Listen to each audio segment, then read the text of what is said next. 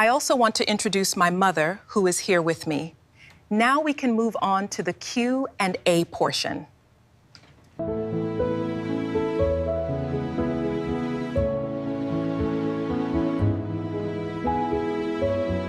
I know I'm interrupting, but they have to know the truth about the caterpillars in here. This is wonderful, sweetie.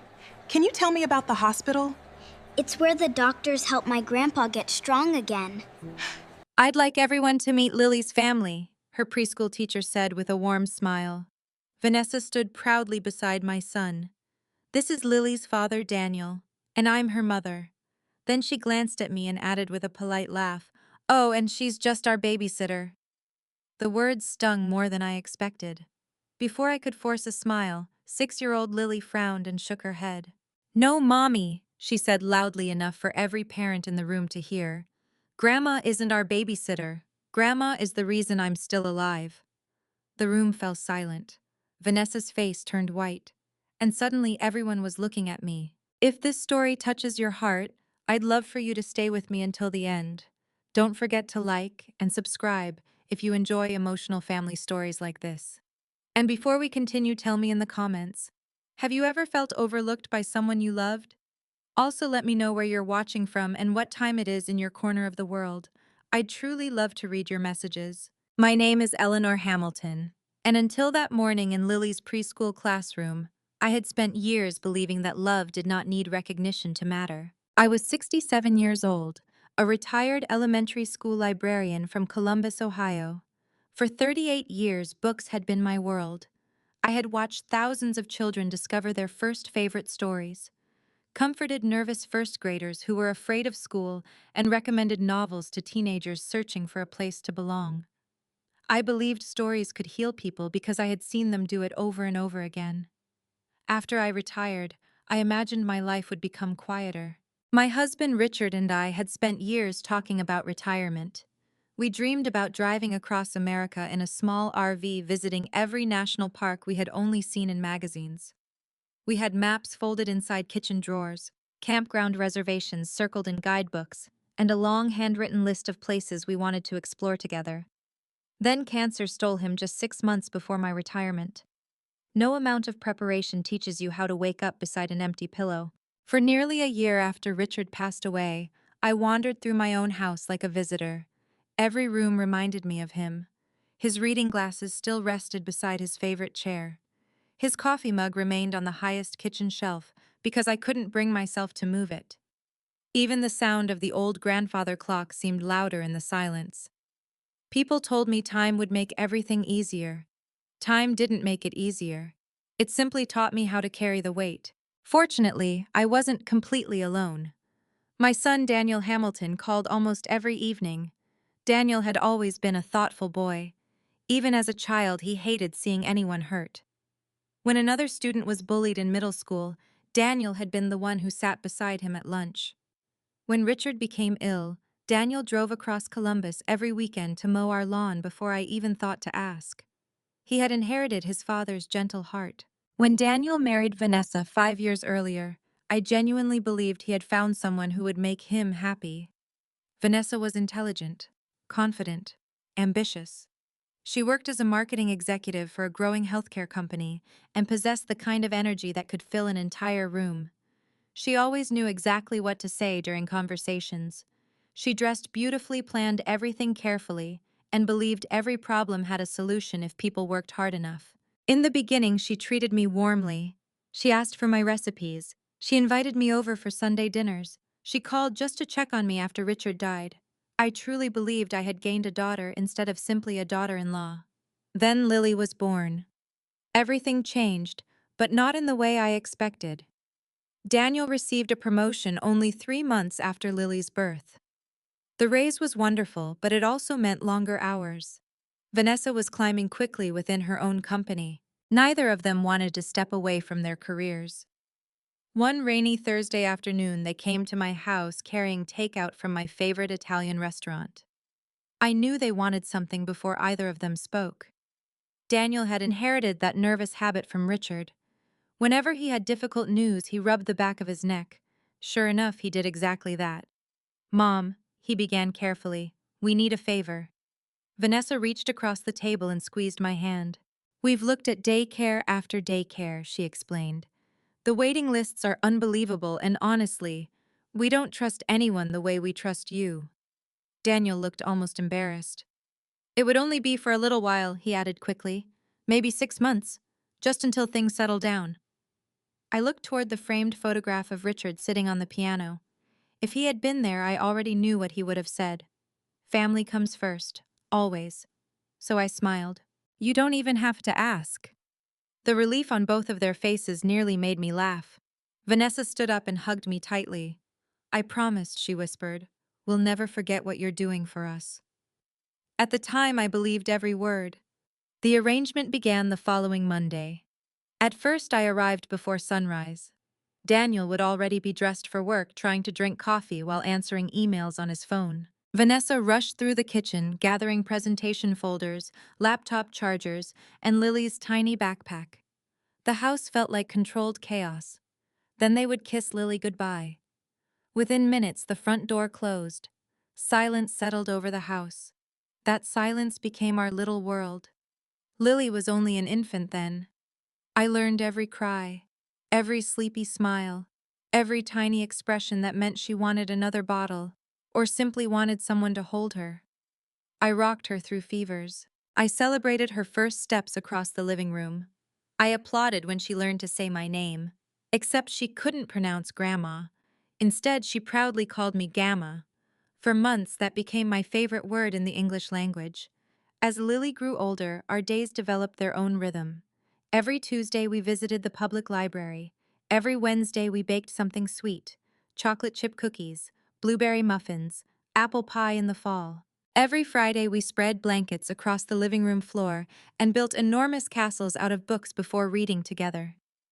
By the time she turned 5, Lily had memorized entire picture books. Sometimes she insisted on reading them to me instead. She would stumble over difficult words, then look at me with those enormous brown eyes that reminded me so much of Daniel when he was little. I'm getting better, Gamma, she'd say proudly. You certainly are, I always answered. Those moments became the brightest parts of my week. Friends occasionally asked whether I ever regretted giving up my retirement. The answer surprised even me. Not once. Because I wasn't sacrificing my retirement. I was spending it with someone I loved. Watching Lily grow felt less like babysitting, and more like receiving a second chance at motherhood, without the rush, without the fear of making every mistake, and with enough patience to appreciate every ordinary afternoon. Some evenings, Daniel arrived home exhausted.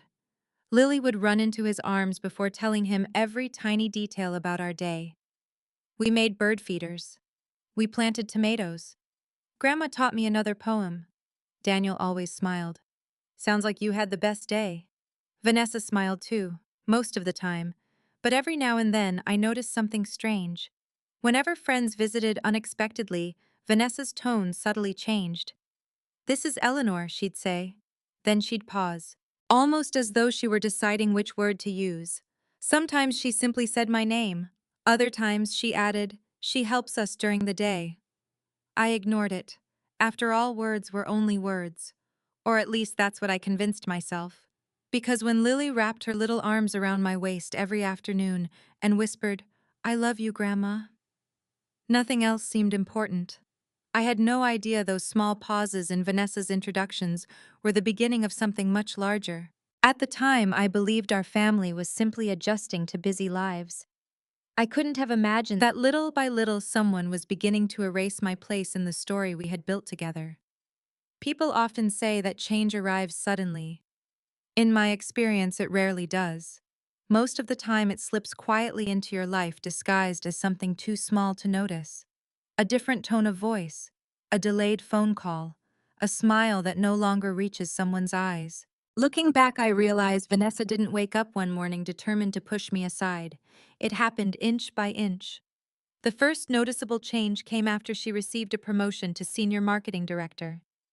Daniel called me the evening she got the news. Mom, he said excitedly, she got it. I could hear Vanessa laughing in the background. That's wonderful, I replied. Tell her I'm so proud of her. A few minutes later, she took the phone. Eleanor, she said breathlessly, this changes everything. At the time, I thought she meant financially. In a way, she did. Within a year, their lifestyle looked completely different. The modest SUV became a luxury German vehicle. The family dinners at neighborhood restaurants turned into reservations at upscale steakhouses downtown. Weekends were suddenly filled with networking events, charity galas, wine tastings, golf tournaments, and business retreats.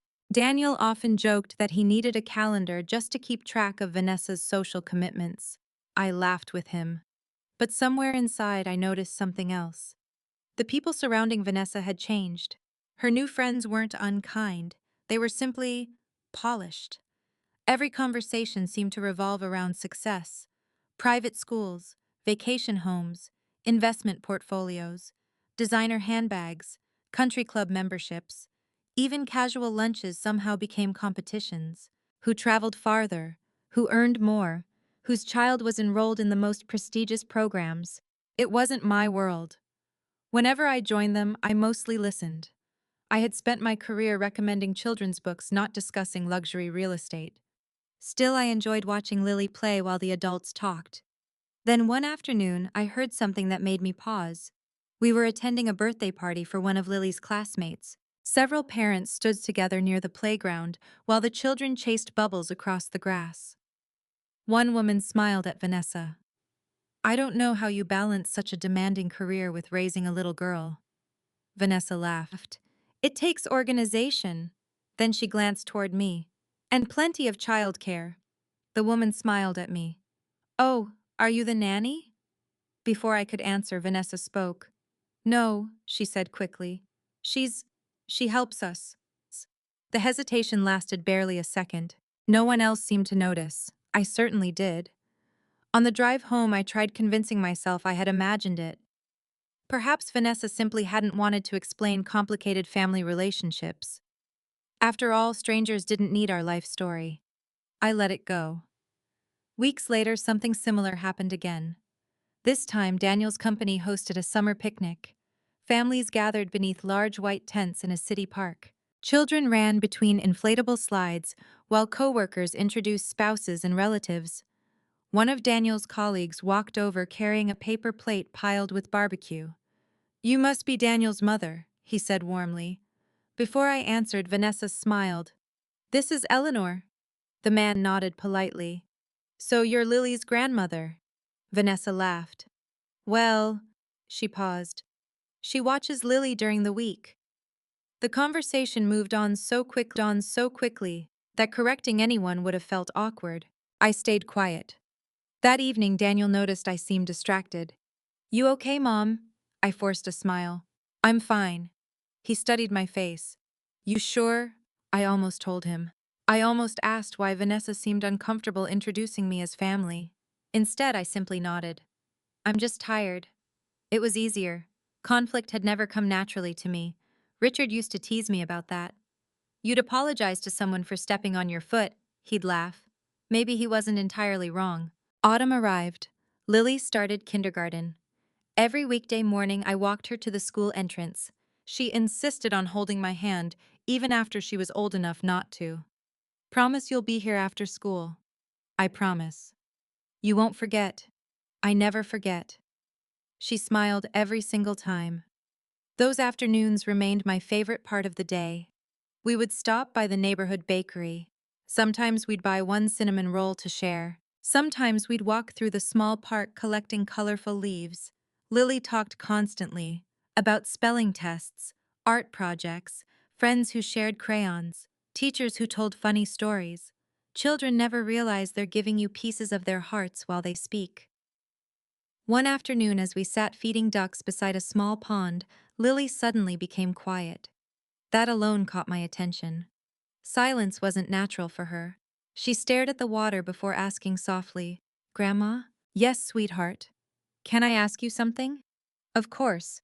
She hesitated. Did I do something wrong? I immediately turned toward her. No. Are you sure? I'm very sure. She looked relieved. Then why doesn't Mommy call you Grandma anymore? For a moment I couldn't breathe. What do you mean? When we're home, she says Grandma. Lily shrugged. But when other people are there, she frowned, trying to remember. She calls you something else. I searched for an answer gentle enough for a 6-year-old. Sometimes adults use different words. Lily didn't seem convinced. But you're still my grandma. Always. Forever. I smiled. Forever. She leaned against my shoulder. I like grandma better. So do I. The conversation ended there. For Lily, not for me. That night I lay awake replaying her words. Children notice everything. Not because they're suspicious, because they're honest. Adults become experts at pretending. Children simply describe what they see. Over the next several months, the pattern became impossible to ignore. At church, Vanessa introduced me as our childcare help.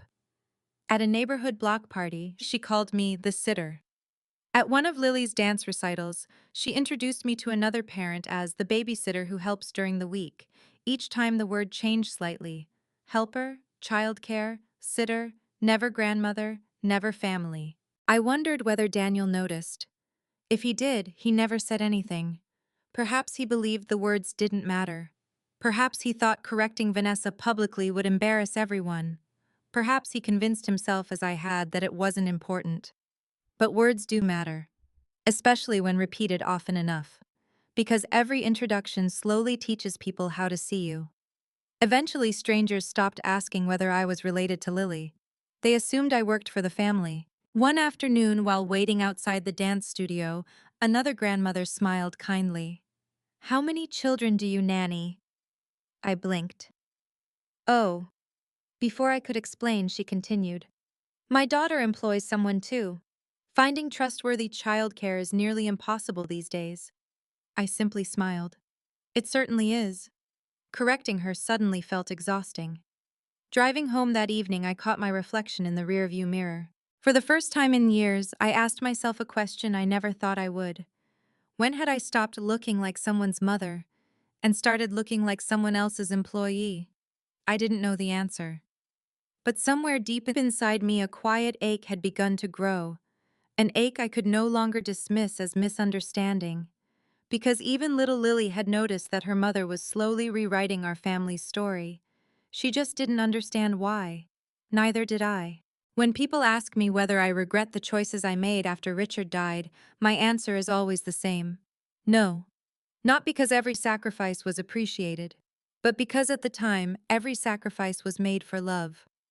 Looking back, I sometimes wonder whether my retirement truly ended the day Richard passed away, or the afternoon. Daniel and Vanessa knocked on my front door, carrying takeout and worried smiles. It was early spring, almost 6 years before that painful day at Lily's preschool. The daffodils Richard had planted along my front walkway had just begun to bloom. I remember noticing them through the living room window while Daniel parked in the driveway. He rarely visited on weekday afternoons. That alone told me something important was on his mind. I welcomed them inside with hugs. Vanessa looked exhausted. Dark circles rested beneath her eyes, and although she smiled, I could tell she hadn't slept much since Lily's birth. Daniel seemed equally worn out. He loosened his tie before sitting at the kitchen table. "We brought lunch," Vanessa said, lifting 2 paper bags from a local Italian restaurant. "You didn't have to do that. We wanted to." After we filled our plates, nobody spoke for several minutes. Richard used to say silence often told you more than conversation. He was right. Daniel finally cleared his throat. "Mom?" There was that nervous expression again. The same one he'd worn when he told me he'd broken a neighbor's window playing baseball as a boy. The same one he'd worn when he announced he wanted to leave Ohio for college. The same one he'd worn after Richard's cancer diagnosis. He rubbed the back of his neck. "We need your help." I folded my napkin onto the table. "What happened?" Vanessa answered first. "We've been trying to find daycare." She sighed deeply. "Everything either has a waiting list or costs more than our mortgage." Daniel gave a tired laugh. "Honestly, Mom, sometimes it feels like we're working just to pay someone else to raise Lily." I understood exactly what they meant. Good childcare had become incredibly expensive. "But we'll figure something out," I said. Daniel looked directly into my eyes. "Actually," he hesitated. "We were hoping." Vanessa reached across the table and gently held my hand. Would you consider watching Lily? I smiled almost immediately. Of course. Daniel looked surprised. You didn't even let us finish. I didn't need to. Vanessa's shoulders visibly relaxed. We only need help for 6 months, she explained. Maybe a year at the most. As soon as Lily starts preschool, everything should become easier. I nodded. I'd love nothing more. Neither of them knew that I had already begun making retirement plans. 2 weeks earlier, I had placed a deposit on a small used recreational vehicle. Nothing luxurious, just large enough for one person and a loyal golden retriever if I ever decided to adopt one. Richard and I had spent years dreaming about visiting Yellowstone Glacier National Park, the Blue Ridge Parkway, and dozens of small towns across America. When he became sick, those dreams quietly disappeared. After he passed away, friends encouraged me to travel anyway. Richard would have wanted you to go. Maybe he would have. But grief has its own calendar. I simply wasn't ready. Still buying that RV had felt like taking my first real step toward life again. The dealership expected the remaining payment within 3 weeks. That evening, after Daniel and Vanessa left, I sat alone in my living room staring at the paperwork. Then I picked up the phone. The salesman answered cheerfully. I need to cancel, I told him. I'm sorry. He sounded disappointed but understanding. No problem, Mrs. Hamilton. After hanging up, I quietly folded the brochures and placed them inside a drawer. I didn't cry, not because the dream no longer mattered, because another dream had suddenly become more important. The following Monday, my new routine began. I arrived at Daniel and Vanessa's house every morning before 6:30. Sometimes I unlocked the front door while both of them hurried upstairs getting ready for work. The kitchen quickly became our command center. Coffee brewing, laptop bags waiting by the door, lunches packed, baby bottles warming, Vanessa rushing between rooms while trying to finish phone calls, Daniel searching for misplaced car keys almost every morning. You'd lose your head if it wasn't attached, Vanessa teased one day. I probably would. They laughed together. Watching them made me happy. Young families are messy, busy, loud, beautiful. Once they left for work, the house transformed. The silence felt completely different from the silence inside my own empty home. This silence breathed. Soon, tiny footsteps replaced it. Baby laughter. Curious little voices, the sounds of growing up. At first, Lily spent most mornings sleeping in my arms. I'd rock gently in the nursery chair while reading novels aloud. Not children's books, adult novels. Richard used to joke that babies didn't understand words, they understood voices. So I read everything: mysteries, biographies, classic literature. Sometimes I'd stop reading just to watch her tiny fingers wrap around mine. She trusted me completely. That kind of trust is both beautiful and terrifying. It reminds you that another human being depends entirely on your choices. As months became years, our routines evolved naturally. When Lily learned to walk, we turned the backyard into an adventure. Every flower became something magical. Every butterfly deserved a greeting. Every squirrel became a personal friend. During rainy afternoons, we built blanket forts across the living room. Inside those little forts, we read books until sunset. Charlotte's Web, The Tale of Peter Rabbit, The Velveteen Rabbit, Anne of Green Gables, Little House in the Big Woods. Eventually, Lily stopped asking me to read every page. Instead, she'd insist on reading to me. Whenever she struggled with difficult words, she'd wrinkle her tiny nose exactly the way Daniel had done as a boy. I tried not to laugh. Take your time, I'd encourage. You already know more than you think.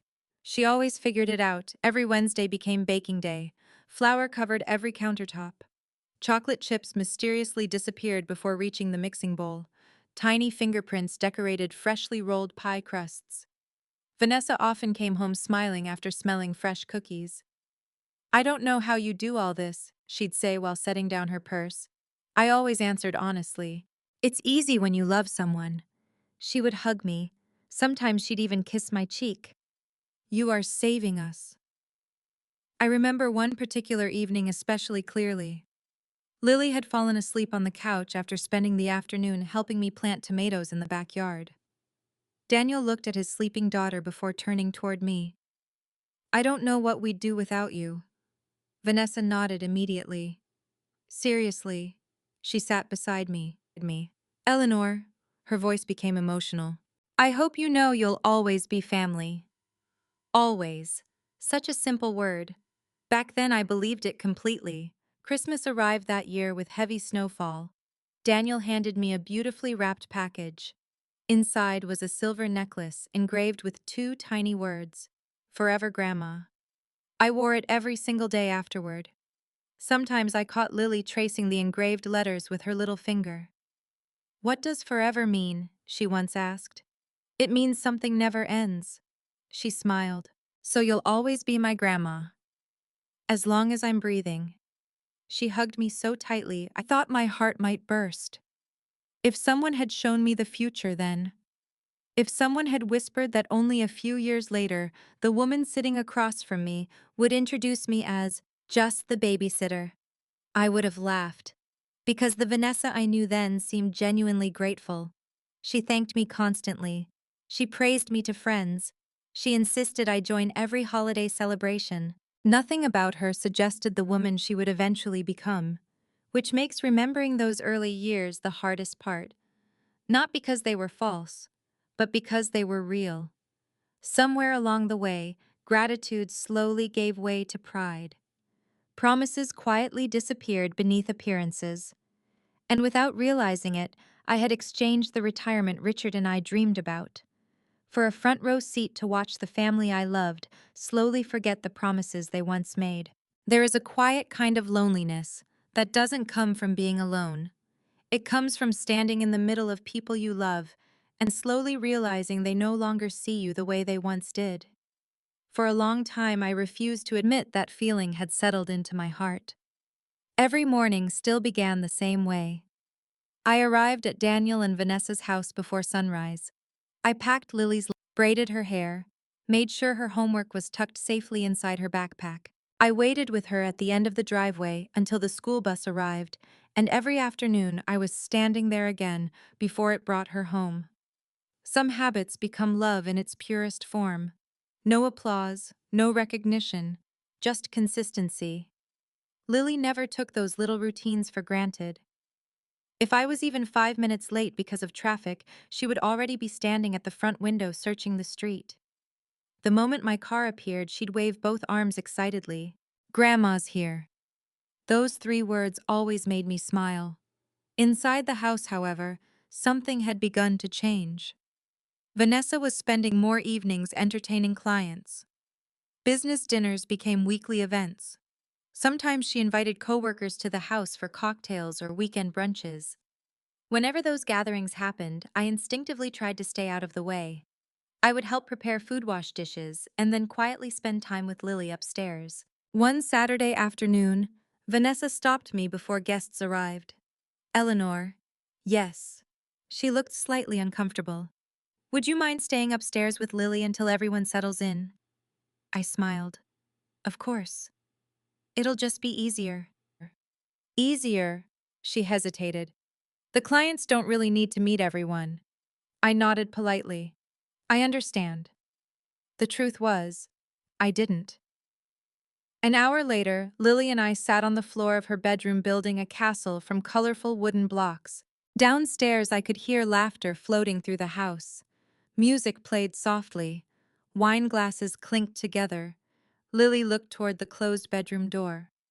"Why aren't we downstairs? The grown-ups are having a meeting." "It sounds like a party." I laughed. "Sometimes meetings look like parties." She studied me carefully. "Are we hiding? Children ask questions adults spend years avoiding." I gently brushed a curl away from her forehead. "No, sweetheart," she frowned. "It feels like hiding." I didn't know how to answer. Fortunately, a few minutes later, the conversation shifted when she insisted our toy castle needed a dragon. That evening, after the guests left, Vanessa thanked me for helping. "You made today so much easier." "I'm glad." She hugged me before heading upstairs. For a brief moment, I convinced myself I had imagined the discomfort. Then little moments began collecting, one after another, like raindrops before a storm. Lily loved bringing school projects home. She proudly displayed every drawing on the refrigerator.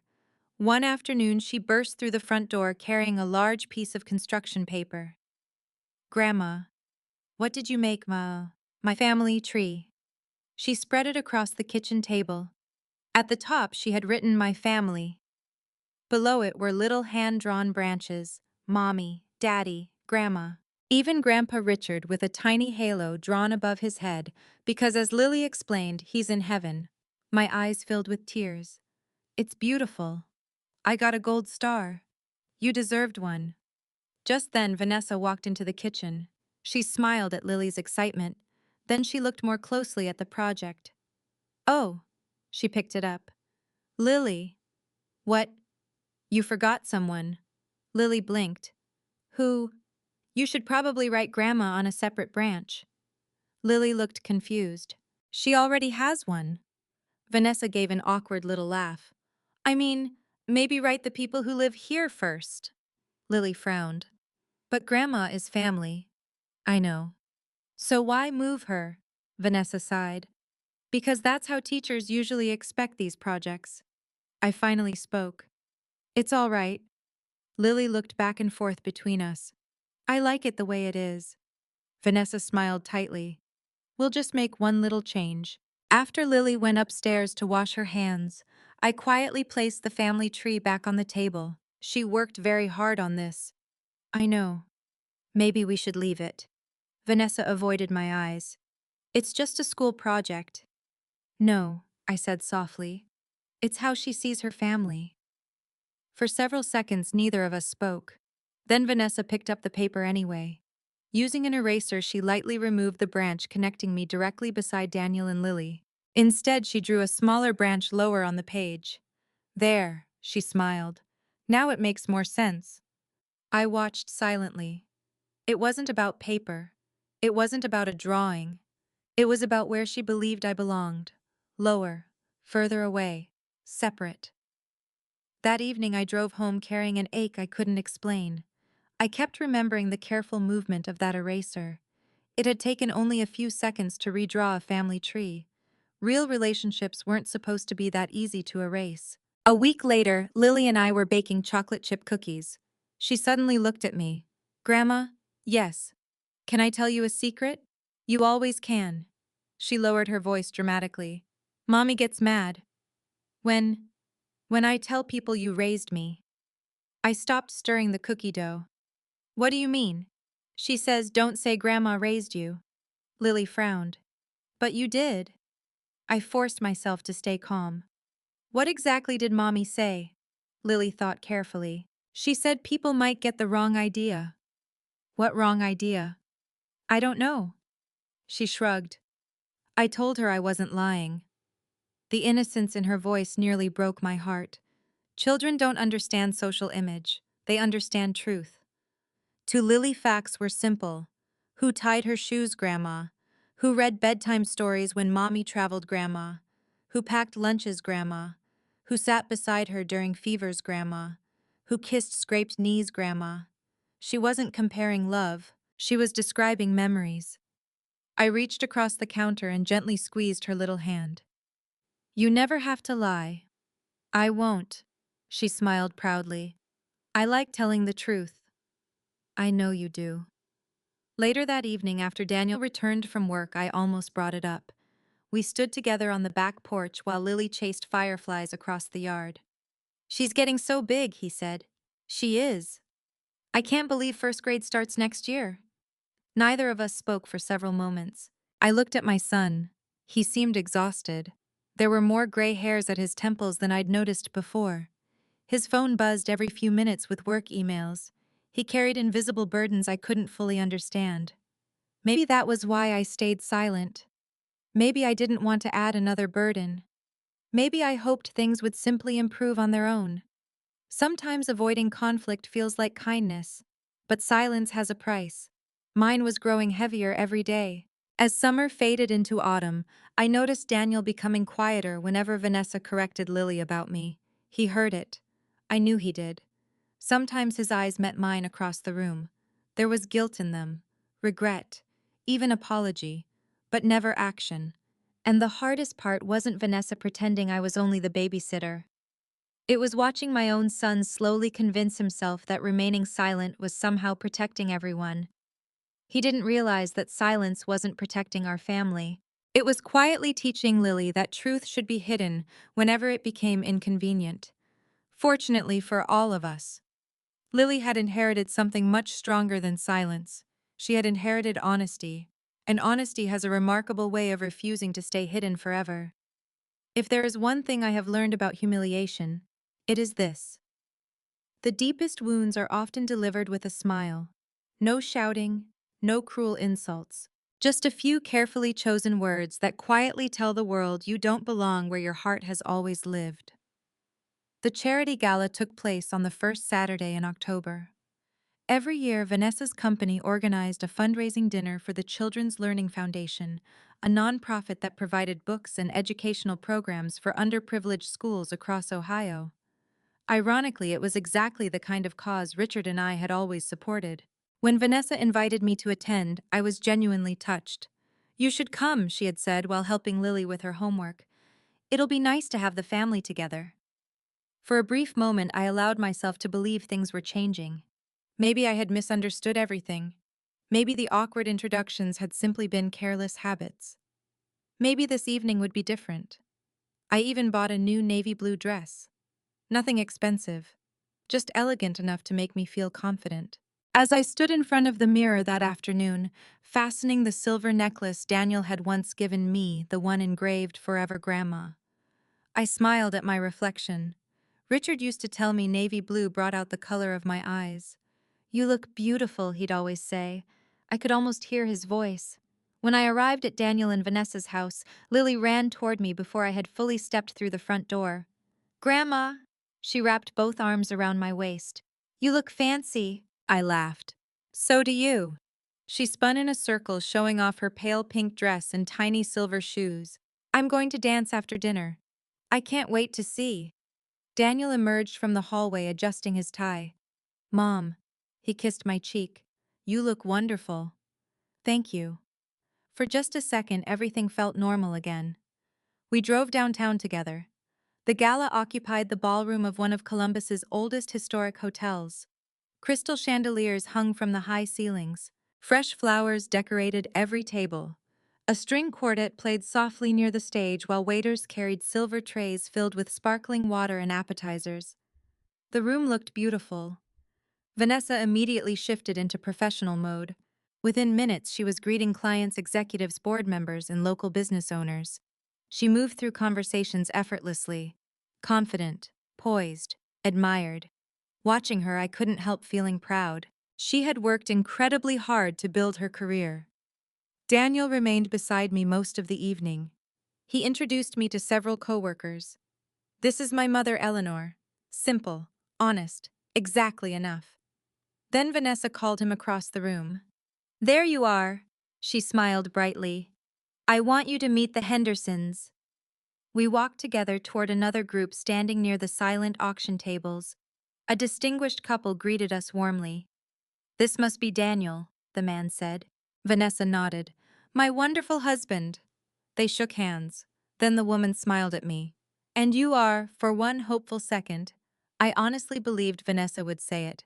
"My mother-in-law, Lily's grandmother, family." Instead, she laughed lightly. "Oh." She waved her hand casually. "This is Eleanor." Another pause, barely noticeable. Then came the words, "She's our babysitter." My smile froze. The Hendersons smiled politely. "Oh, how nice," the woman replied. "It must be such a blessing to have reliable help." I heard Daniel inhale sharply beside me. His eyes flickered toward Vanessa. For one brief moment, I thought he was finally going to correct her. Instead, he remained silent. The conversation continued. The Hendersons began asking me questions. "How long have you worked for them?" I opened my mouth. Nothing came out. Vanessa answered for me.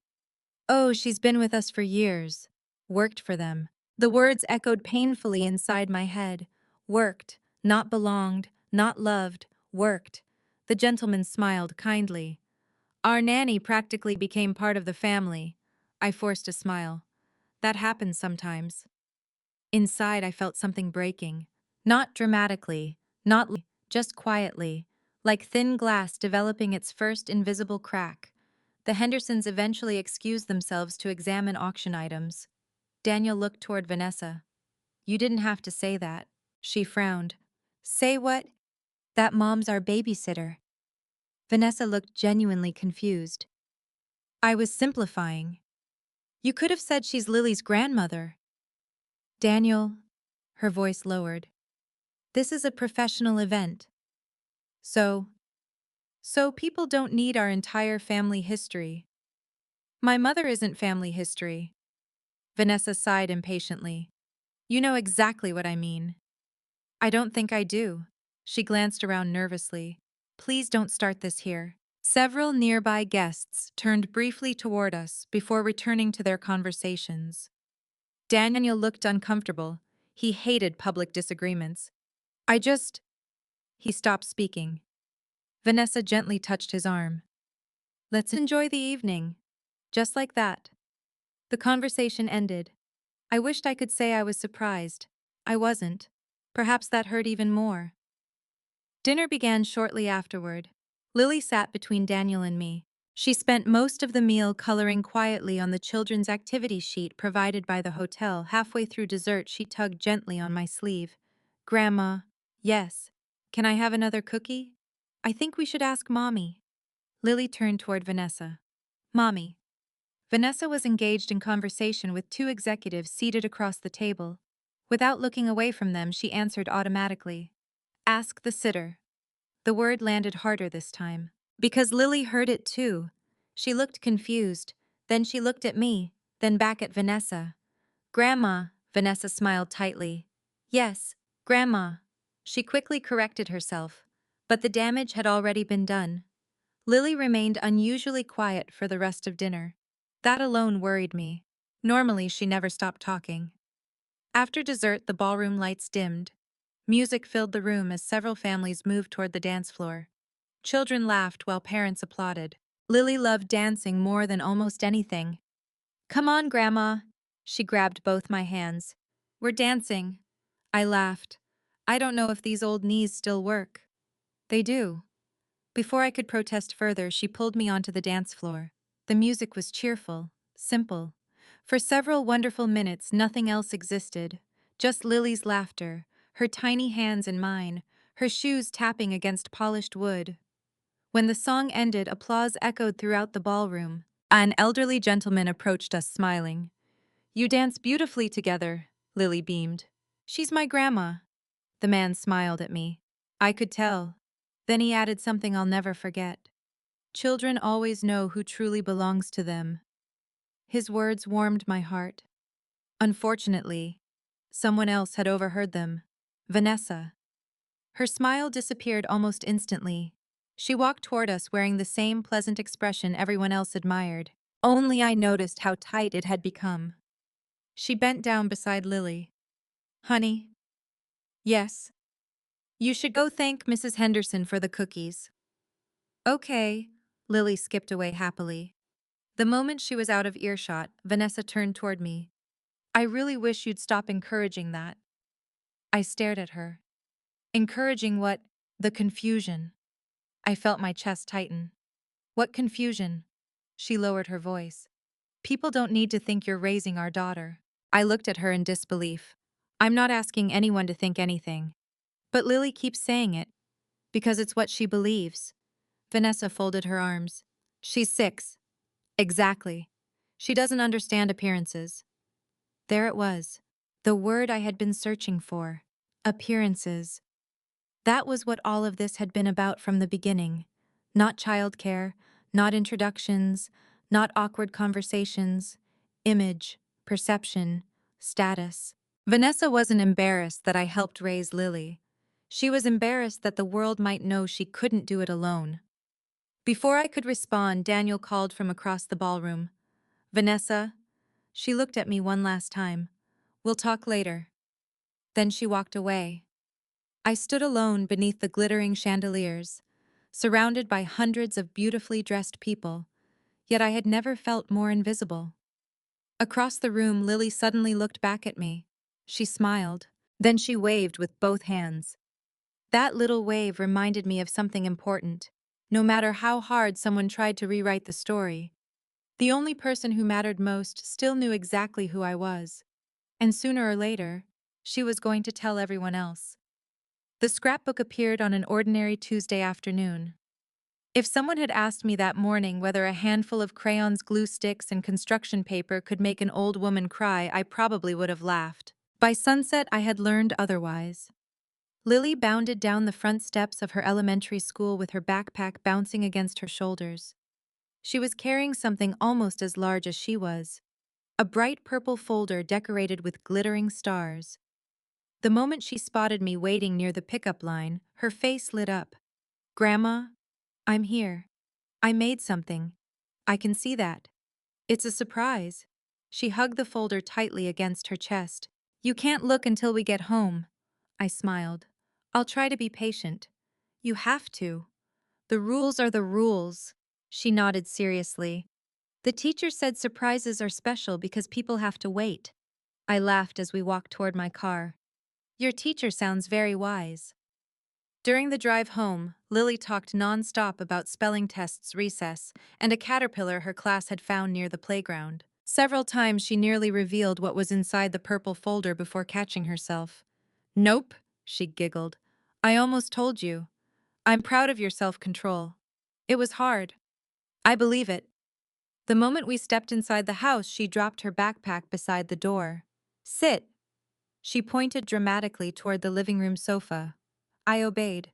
She disappeared upstairs, then returned carrying the purple folder as carefully as if it contained precious treasure. It took us 2 weeks. "I'm impressed already." She climbed onto the sofa beside me. "Okay, you can open it." Inside lay a thick handmade scrapbook. The cover read, "My favorite memories with Grandma." Every letter had been carefully traced in colorful markers. Tiny hearts filled the empty spaces. I smiled before even turning the first page. "Oh, sweetheart." She leaned against my shoulder. "Keep going." The first page showed two stick figures sitting beneath a large tree. One was small with curly brown hair. The other had silver hair and wore a blue dress. Above them she had written, "Grandma read me books before I could read." I laughed softly. "You remembered that. I remember everything." The next page showed us making cookies. Brown circles covered the baking tray. One cookie had obviously been eaten before reaching the oven. I smiled. "That's accurate. You always let me taste the chocolate chips." "I suppose I did." "You still do." Page after page unfolded like little windows into our life together. Picking apples in autumn, building snowmen during winter, planting tomatoes every spring, feeding ducks at the park, making birdhouses, visiting the library, reading beneath blankets on rainy afternoons, watching fireworks every 4th of July. Every drawing included one simple label: Grandma. Never Eleanor, never babysitter, never helper, always Grandma. The word felt more valuable than anything money could buy. My eyes grew damp. "I didn't know you remembered all this." She looked surprised. "How could I forget?" I kissed the top of her head. "You've made an old lady very happy." "You aren't old." "Oh, no." She studied me carefully. "You're just Grandma." I laughed through my tears. Somehow that sounded better than any compliment I had ever received. Near the middle of the scrapbook, I found something unexpected. Instead of a colorful drawing, there was a photograph. A real photograph. It showed Lily sitting beside me on the front porch, both of us wrapped in blankets after a summer thunderstorm had knocked out the electricity. I remembered that evening perfectly. We had watched lightning bugs instead of television. Vanessa had laughed when she arrived home because Lily insisted flashlights made everything feel like camping. Beneath the picture, Lily had written, "Grandma makes scary days feel safe." I quietly closed my eyes. Richard used to say that children measured love differently than adults. Adults counted birthdays, anniversaries, expensive gifts. Children remembered who made them feel safe. Perhaps he had been right. We continued turning pages. Every memory felt like a warm embrace. Then, the scrapbook changed. The cheerful colors disappeared. The next page was covered mostly in gray and dark blue crayons. An ambulance stretched across the paper. Red lights flashed above it. A little girl lay on a hospital bed. Beside her stood a woman with silver hair holding her hand. Above the drawing, Lily had carefully written, "Grandma stayed with me when I couldn't breathe." My heart stopped. I stared at the page. The room around me seemed strangely quiet. Even the ticking kitchen clock faded into the background. I hadn't thought about that day in months, perhaps longer. Lily touched the picture gently. I almost forgot what the ambulance looked like. I swallowed hard. I wish you could have forgotten. I don't. Her answer surprised me. You don't, she shook her head. No. Why? Because that's when I knew you would never leave me. My throat tightened. Oh, sweetheart. She leaned closer. I was really scared. I know. I thought I was going to die. I wrapped my arms around her. You were very brave. No. She smiled faintly. You were. The words were spoken so simply, without drama, without fear, only honesty.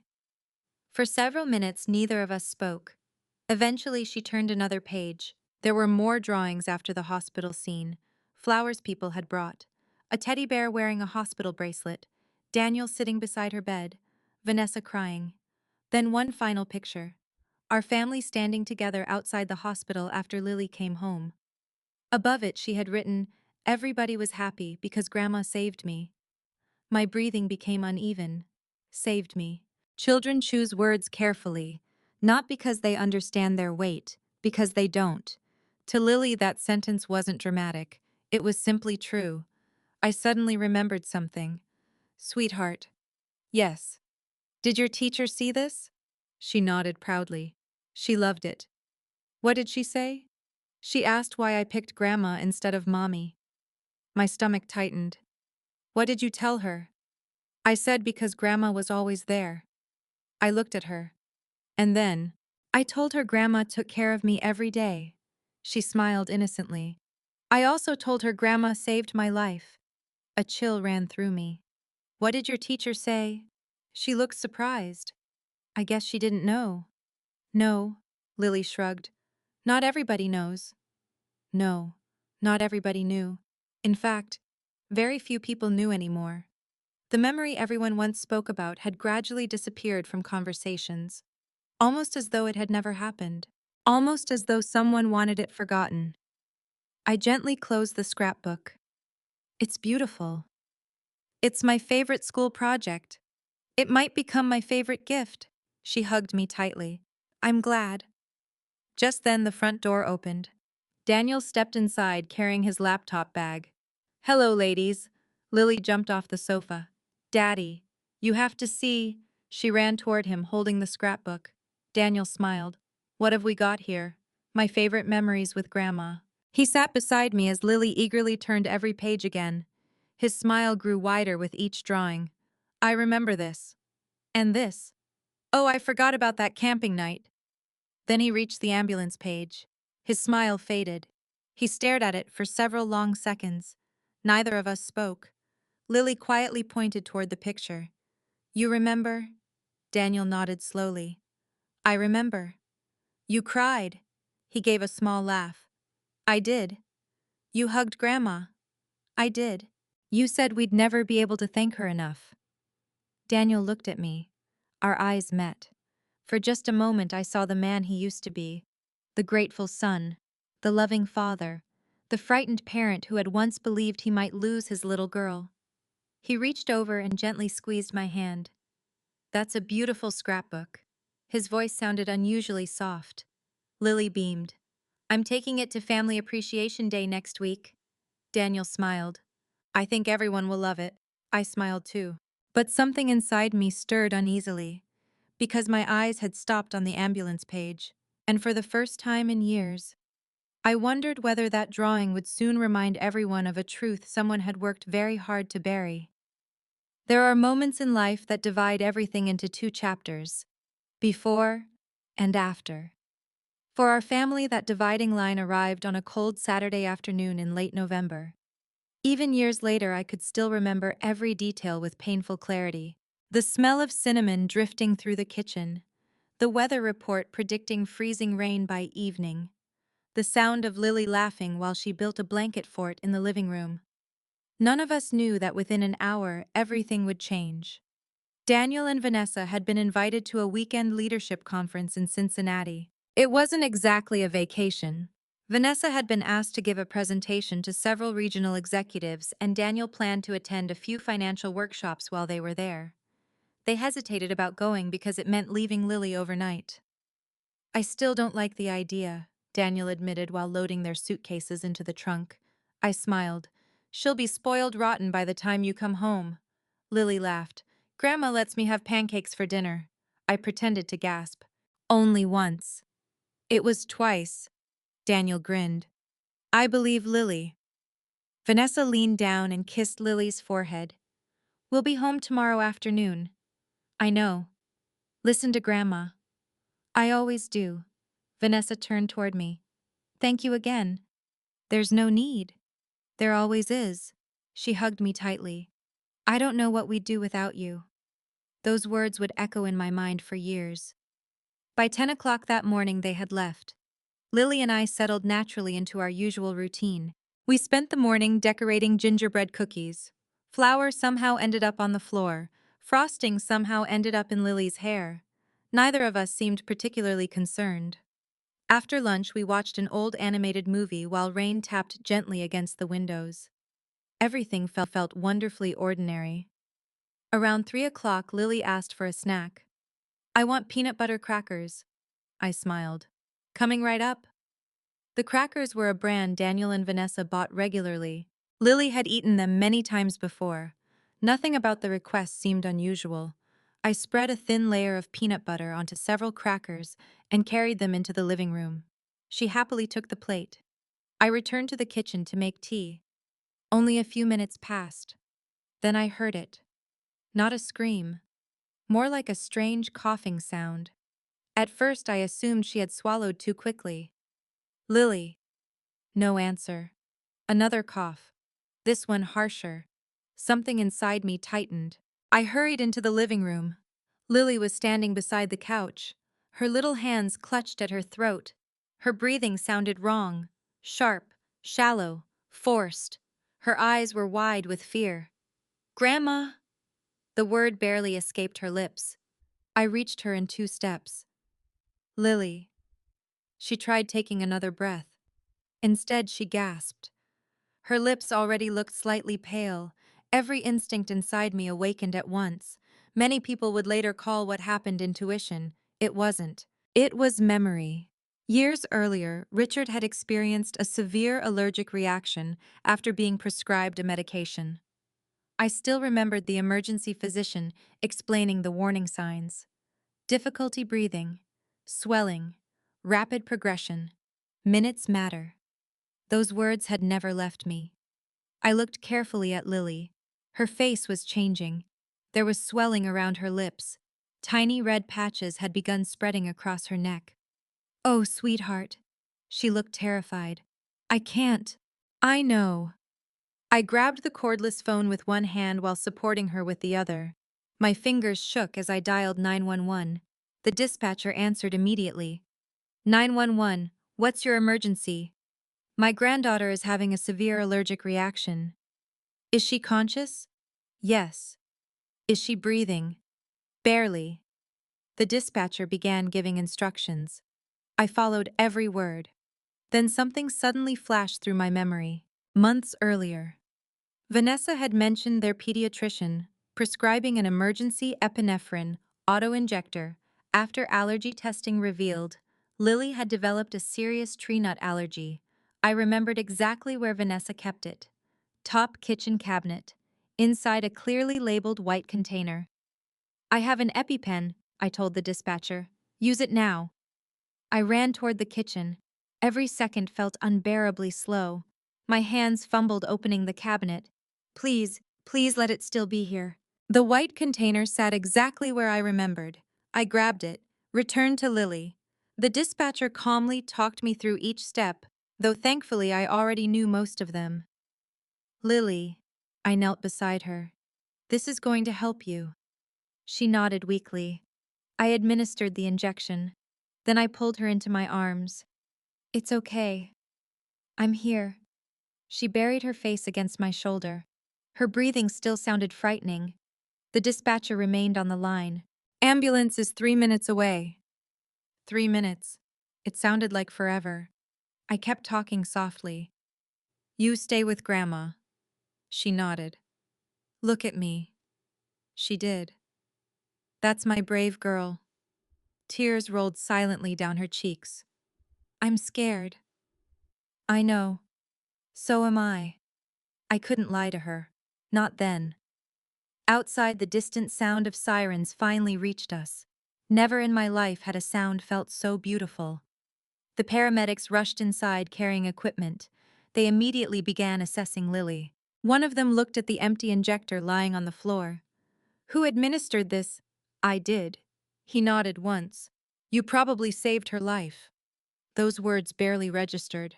I climbed into the ambulance without hesitation. We're taking her to Children's Hospital. I'm coming. No one argued. During the drive, one paramedic monitored Lily while another asked questions. What triggered it? I don't know. What allergies? Tree nuts. What did she eat today? I mentally listed everything. Toast, apple slices, milk, peanut butter. Then realization struck. The crackers. The paramedic looked up. What about them? They're a new brand. He nodded. We'll let the hospital know. Later, we would discover the crackers had been manufactured in a facility that processed almonds. The label included the warning in small print. A new product. A tiny sentence. One overlooked detail. That was all it had taken. By the time we reached the emergency department, Daniel and Vanessa had already been contacted. They arrived less than 2 hours later. I will never forget Daniel's face. He ran through the hospital doors looking completely broken. Where is she? This way. The moment he saw Lily asleep beneath hospital blankets with oxygen tubing beneath her nose, his knees nearly gave out. He sat beside her bed and began crying. Not quietly, not politely. The desperate tears of a father who had imagined losing his child. Vanessa stood frozen at the foot of the bed. She looked at the monitors, then at me, then back at Lily. Finally, she whispered, "What happened?" The attending physician entered moments later. He explained everything carefully. The reaction progressed extremely quickly. He paused before looking directly at me. The emergency injection was administered at exactly the right time. Daniel looked toward me. The physician continued. If treatment had been delayed another 15 or 20 minutes, he didn't finish the sentence. He didn't need to. Silence completed it for him. Vanessa suddenly covered her mouth. Oh my God. She burst into tears. Then she walked straight toward me. Without saying a single word, she wrapped both arms around me. She held on so tightly that I could barely breathe. You saved her. Her voice broke completely. You saved our little girl. I hugged her back. Relief flooded through me. None of the fear, none of the panic, none of the exhaustion mattered anymore. Lily was alive. That was enough. Later that night, after Lily finally woke up smiling weakly, Daniel approached my chair in the hospital room. He knelt beside me, a 40-year-old man kneeling before his mother. I'll never be able to repay you. I touched his face gently. You don't owe me anything. I owe you everything. I smiled through my tears. No, you owe Lily a lifetime of love. He nodded. I promise. At that moment, sitting beside my granddaughter's hospital bed, surrounded by the family I loved, I believed we would remember that day forever. I believed gratitude like this could never fade. I believed some moments were simply too important to forget. I couldn't have imagined that over time silence would slowly replace those promises, or that the little girl sleeping peacefully between us would someday become the only person brave enough to remind everyone what had really happened. For several weeks after Lily came home from the hospital, our family seemed closer than it had ever been. Fear has a way of stripping away pride, at least for a while. Daniel called me every evening, even if only for a few minutes. "How are you doing, Mom?" "I'm fine." "Are you sure? I should be asking you that." He would laugh softly. Then we'd talk about Lily, about her appetite returning, about the doctors adjusting her allergy plan, about the new emergency medications now stored in every room of the house. Every conversation ended the same way. "Thank you." Sometimes Daniel said it. Sometimes Vanessa did. Sometimes both of them. I never expected gratitude. Still, hearing those words reminded me that they understood what had almost happened. The following weekend, Vanessa insisted on hosting a family dinner. When I arrived, she hugged me before I had even taken off my coat. "Eleanor," her eyes filled with tears. "I still wake up thinking about that day." I squeezed her hand. "It's over now." "No." She shook her head. "I'll never forget it." She looked toward Lily, who was happily coloring at the dining room table. "I almost lost her." "You didn't." "Because of you." She cried again. Daniel wrapped one arm around her shoulders. Neither of them tried to hide their emotions. Neither of them cared who saw. For several months, life felt different. Warmer, softer. When people asked about Lily's allergy, Daniel always told the story. My mom recognized the symptoms immediately. If she hadn't acted so fast, he usually stopped there. His voice always broke. Friends would turn toward me with admiration. I never felt comfortable receiving praise. I always answered the same way. Any grandmother would have done exactly the same. Perhaps that wasn't entirely true, but I believed it. Love doesn't calculate risk. Love simply acts. Christmas arrived only a month after Lily's hospitalization. That year felt especially meaningful. The dining room glowed with candlelight. Richard's favorite ornaments decorated the tree. Snow covered the backyard. Daniel handed me a carefully wrapped box. When I opened it, I found a silver picture frame. Inside was a photograph taken outside the hospital the day Lily came home. Across the bottom, engraved in elegant script, were 6 simple words. "Our family's guardian angel." I stared at it silently. Vanessa reached across the table. "We wanted you to know," she struggled to continue, "that we'll never forget." Daniel nodded. "Never." Lily climbed into my lap. I picked the picture. "You did." She smiled proudly. "I wanted everybody to remember." I hugged her tightly. "I'll treasure this forever." And I meant it. The picture frame still sits on the bookshelf in my living room.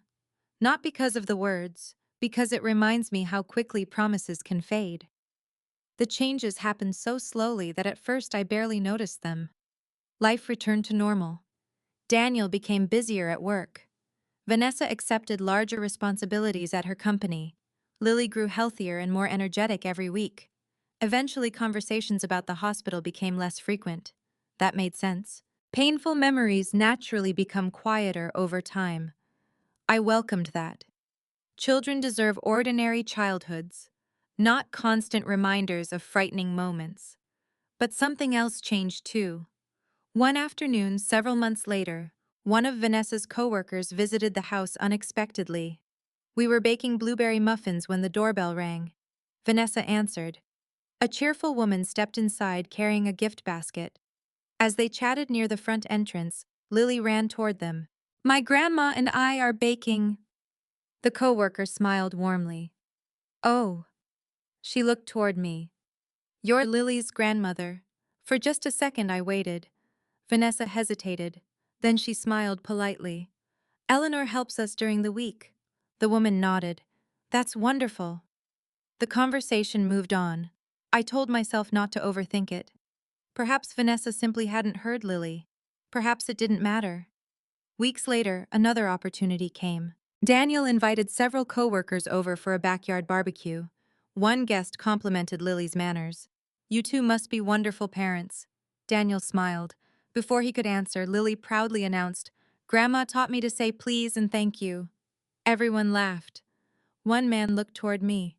So you're the grandmother? Daniel opened his mouth. Vanessa answered first. She helps us with childcare. Again, not grandmother, not family. Help. The words weren't cruel, just carefully incomplete. Daniel looked uncomfortable. He glanced at me briefly, then he changed the subject. I noticed, but I remained silent. After all, people sometimes choose strange words without thinking. Didn't they? Didn't they, unfortunately? The pattern continued, month after month, little by little, until the story itself began changing. One evening, I arrived early to pick Lily up from dance practice. She was talking excitedly with another little girl. The other child's mother smiled at me. You must be Lily's babysitter. I blinked. Actually, but before I finished speaking, Lily interrupted. No, this is my grandma. The woman looked surprised. Oh, I'm sorry. She laughed awkwardly. I thought, it's okay. I smiled. Mistakes happen. As Lily and I walked toward the car, I asked gently, why did she think I was your babysitter? Lily shrugged. Mommy told her. I stopped walking. What? Last week. When? At dance. Lily looked up innocently. She said you're our babysitter. She frowned. I told her you weren't. What did Mommy say? Lily kicked a pebble across the sidewalk. She said it was easier. Easier. That word again. It followed me everywhere. Easier. As though the truth required too much effort. As though being proud of your family had become inconvenient. I drove home that evening feeling strangely empty. Not angry, just tired. Tired of pretending words didn't matter. Tired of watching reality slowly rewritten. Tired of convincing myself that tomorrow would somehow be different. Several days later, I stopped by the grocery store after dropping Lily at school. An older gentleman reached for the same loaf of bread I wanted. We both laughed. You first. No, please, he smiled. You're too kind. As we chatted briefly in line, he asked whether I had grandchildren. One. Do you see her often? I smiled. Almost every day. That's wonderful. Then he added something unexpectedly simple. My daughter says grandparents are the roots of a family. I thought about those words all the way home. Roots. People rarely admire roots. They admire flowers, branches, leaves, fruit. Roots stay hidden beneath the surface, invisible, but remove them, and eventually everything above the ground begins to weaken. That afternoon after school, Lily climbed into my car unusually quietly. She held something folded in her lap. What's that? My permission slip. For what? Family Appreciation Day. Oh, she smiled. I get to bring someone special. My heart warmed. Who are you taking? She looked at me as though the answer were obvious. You. I laughed softly. I'd love to go. She grinned. I already told my teacher. Then she added one sentence that sent an unexpected shiver down my spine. I'm bringing my scrapbook too. The one you made? Yes. Why? Because I want everybody to know why you're my favorite person. I smiled. But something inside me tightened. I suddenly remembered the ambulance drawing, the hospital, the words she had written so carefully. Grandma saved me. At the time, I had no idea that one innocent scrapbook and one completely honest little girl were about to uncover every truth that had been quietly buried over the previous 2 years. The morning of Family Appreciation Day arrived bright and unusually warm for early spring. Sunlight streamed through my kitchen window as I stood in front of the coffee maker trying to calm the nervous flutter in my chest. I couldn't explain why I felt anxious. It was only a preschool event. Parents, grandparents, a few songs, some crafts, cookies and fruit punch, nothing extraordinary. Still, ever since Lily had told me she planned to bring her scrapbook, I had carried a quiet sense that something important was about to happen. Perhaps it was simply because children rarely understand which truths adults spend so much energy trying to hide. At exactly 8:30, my phone rang. Good morning, Grandma. Lily sounded as cheerful as ever. Good morning, sweetheart. Don't forget. I wouldn't dream of it. I already packed the scrapbook. I smiled. I know how proud you are of it. I am. Then she lowered her voice dramatically. I have a surprise. Oh, I can't tell you. Another surprise. Yep. She giggled. You'll see. Children love surprises. Adults usually fear them. An hour later, I arrived at Daniel and Vanessa's house. Lily came running down the sidewalk carrying her purple scrapbook. She clutched it against her chest as if it contained treasure. It has to stay with me. I promise not to lose it. Daniel stepped outside next. He looked tired. He had dark circles beneath his eyes, evidence of another week filled with late nights at the office. Morning, Mom. He hugged me warmly. I'm glad you could come. I wouldn't miss it. Vanessa appeared a few moments later. She looked flawless as always. Cream-colored blazer, elegant pearl earrings, perfectly styled hair. She smiled politely. Good morning, Eleanor. Good morning. She glanced toward Lily.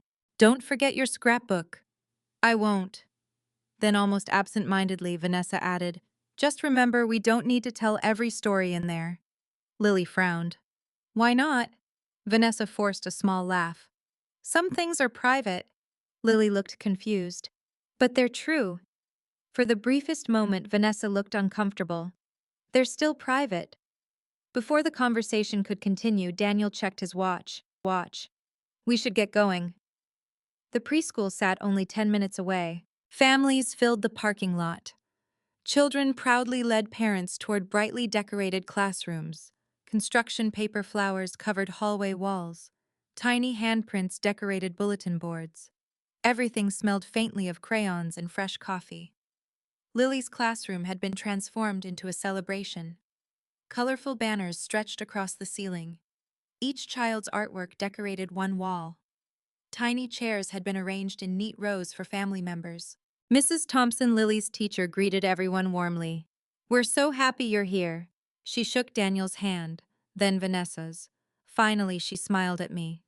You must be Eleanor. Yes. Lily talks about you constantly. I laughed. I hope only the good things. Mrs. Thompson smiled knowingly. Mostly. Lily giggled. Parents continued arriving. Grandparents hugged grandchildren. Cameras flashed. The room buzzed with cheerful conversation. Then Mrs. Thompson clapped her hands gently. Before the children begin their songs, we'd love each family to introduce themselves. Families started one by one. My name is Michael. I'm Emma's dad. This is Grandma Susan. I'm Noah's aunt. The introductions were simple, warm, natural. Eventually, it became our turn. Daniel smiled first. I'm Daniel Hamilton. I'm Lily's father.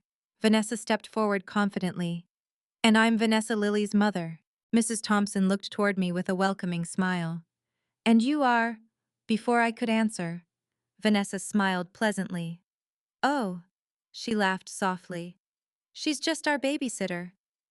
Time seemed to stop. Even after everything that had happened, even after the hospital, even after years of helping raise Lily, the words still struck like ice against my heart. A few parents smiled politely. One grandmother nodded as though everything made sense. Someone whispered, "How nice." No one knew. How could they? I lowered my eyes. For one painful second, I considered simply accepting it again, smiling, remaining silent, pretending words didn't matter. Then a tiny voice broke through the room. No. Every head turned. Lily stood beside her little chair. She wasn't angry. She wasn't crying. She simply looked confused. She shook her head firmly. No, Mommy. Vanessa blinked. What? Grandma isn't our babysitter. A nervous laugh escaped someone in the room. Vanessa smiled tightly. Sweetheart, Lily interrupted. She's my grandma. The classroom became unusually quiet. Vanessa crouched beside her. I know, honey. But you just said she wasn't. I didn't mean. Yes, you did.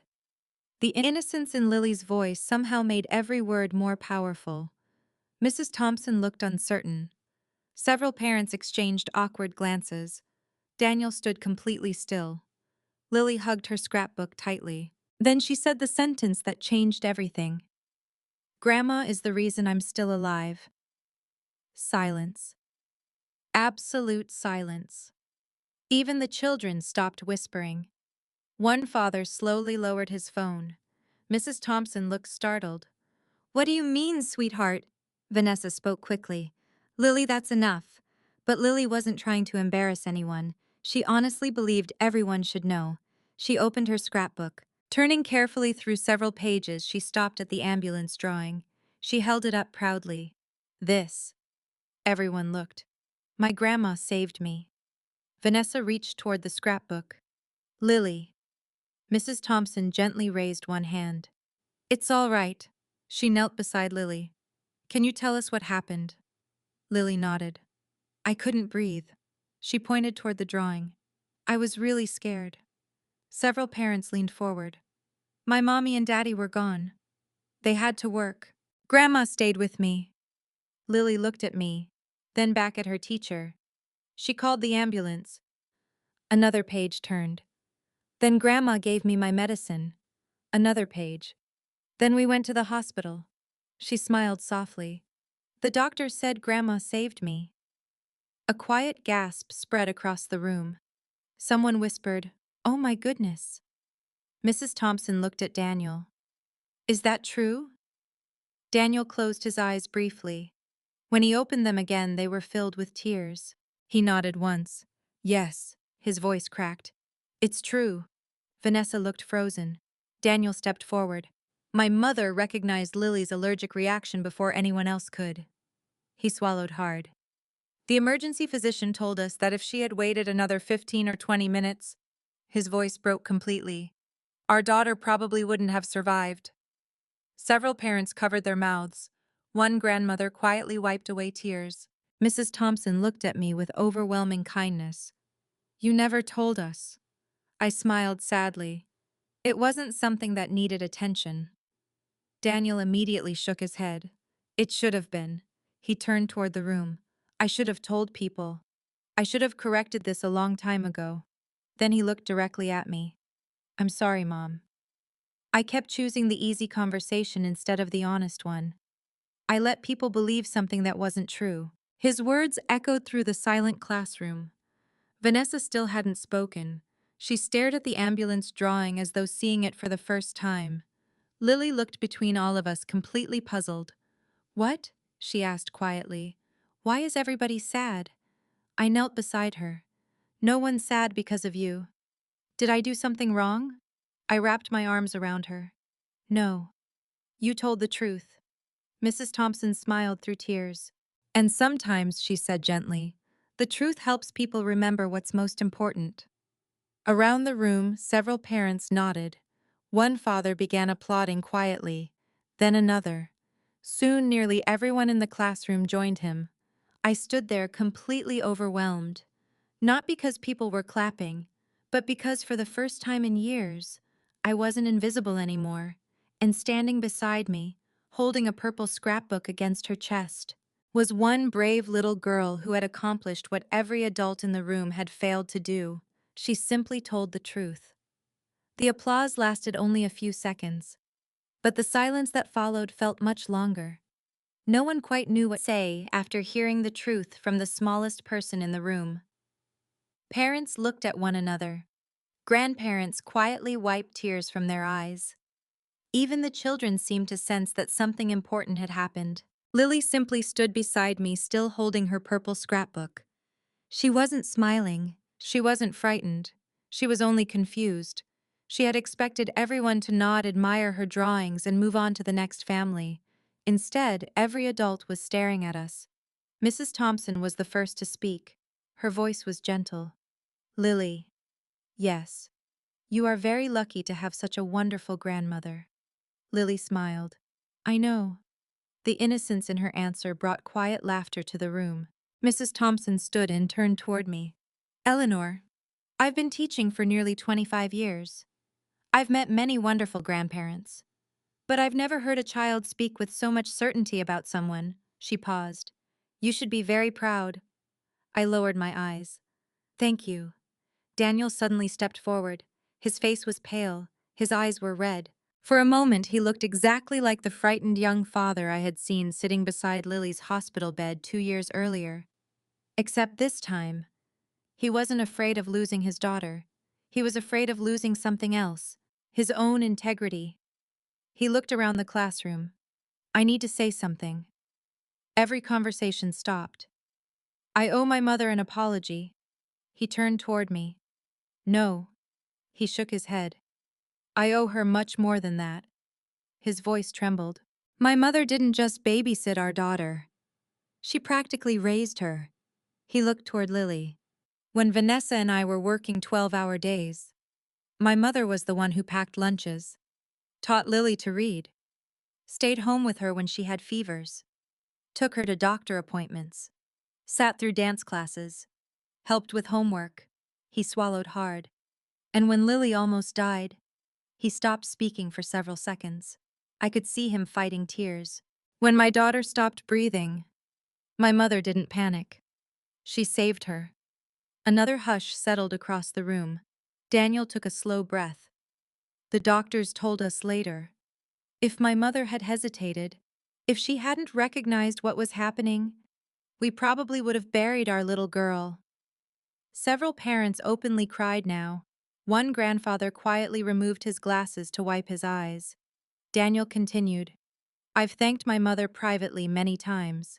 But somewhere along the way, he looked down at the floor. I stopped defending her publicly. His voice grew quieter. Every time someone misunderstood her role, I stayed silent.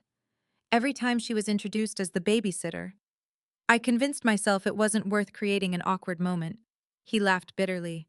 I told myself I was keeping the peace. Then he looked directly at me. But silence wasn't peace.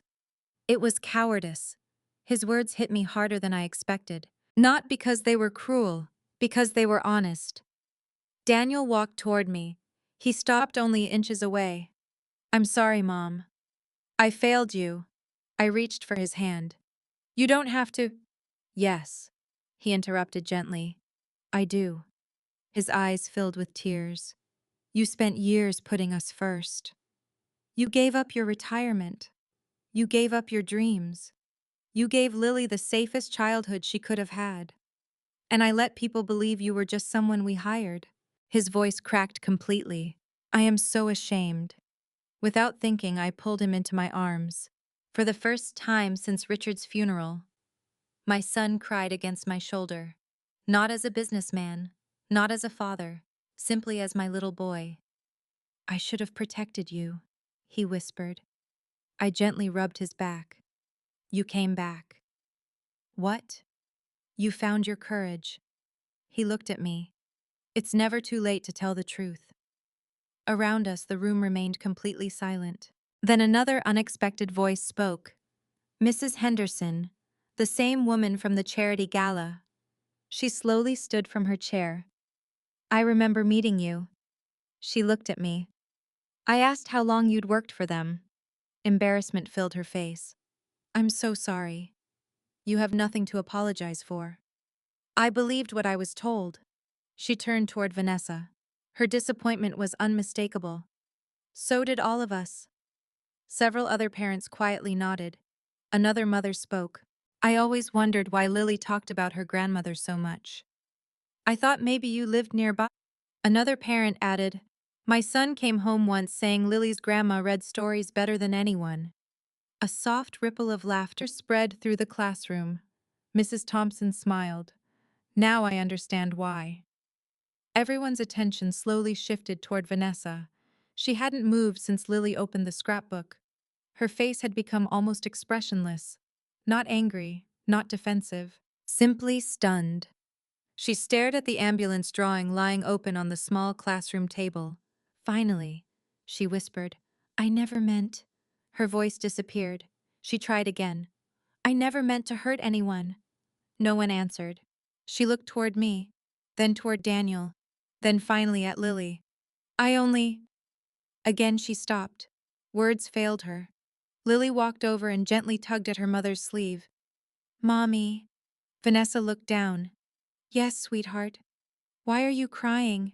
Vanessa knelt beside her daughter. I made a mistake. What mistake? I forgot to say thank you. Lily looked puzzled. You say thank you. I used to. Vanessa's voice shook. But then, she looked toward me. I stopped.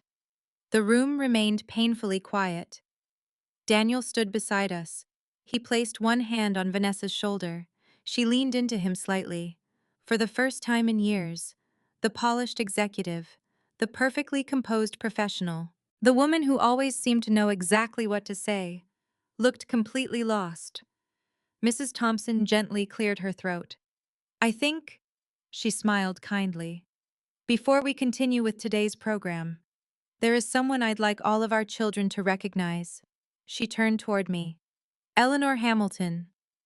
You remind us that love isn't measured by titles. It's measured by what we're willing to do for the people we love. Then she addressed the children. Can everyone say, "Thank you, Grandma Eleanor"? Nearly 20 little voices echoed together. Thank you, Grandma Eleanor. I covered my mouth. The tears I had spent years holding back finally escaped. Lily grinned proudly. I told you everybody would like the scrapbook. I laughed through my tears. I guess you were right. She wrapped both arms around my waist. I always tell the truth. Yes. I kissed the top of her head. You certainly do. As the children prepared to sing their songs, Daniel quietly leaned toward me. I've spent years thinking the biggest mistake I made was staying silent. He looked toward Lily. I was wrong. What do you mean? The biggest mistake was forgetting that children remember everything. I followed his gaze. Lily had already returned to her classmates. She laughed as though nothing extraordinary had happened. Because to her, nothing extraordinary had happened. She hadn't exposed anyone. She hadn't embarrassed anyone. She hadn't tried to teach adults a lesson. She had simply refused to let the person she loved most disappear from her own story. Watching her stand proudly beside her classmates, I realized something beautiful. Adults often spend years protecting lies because they seem convenient.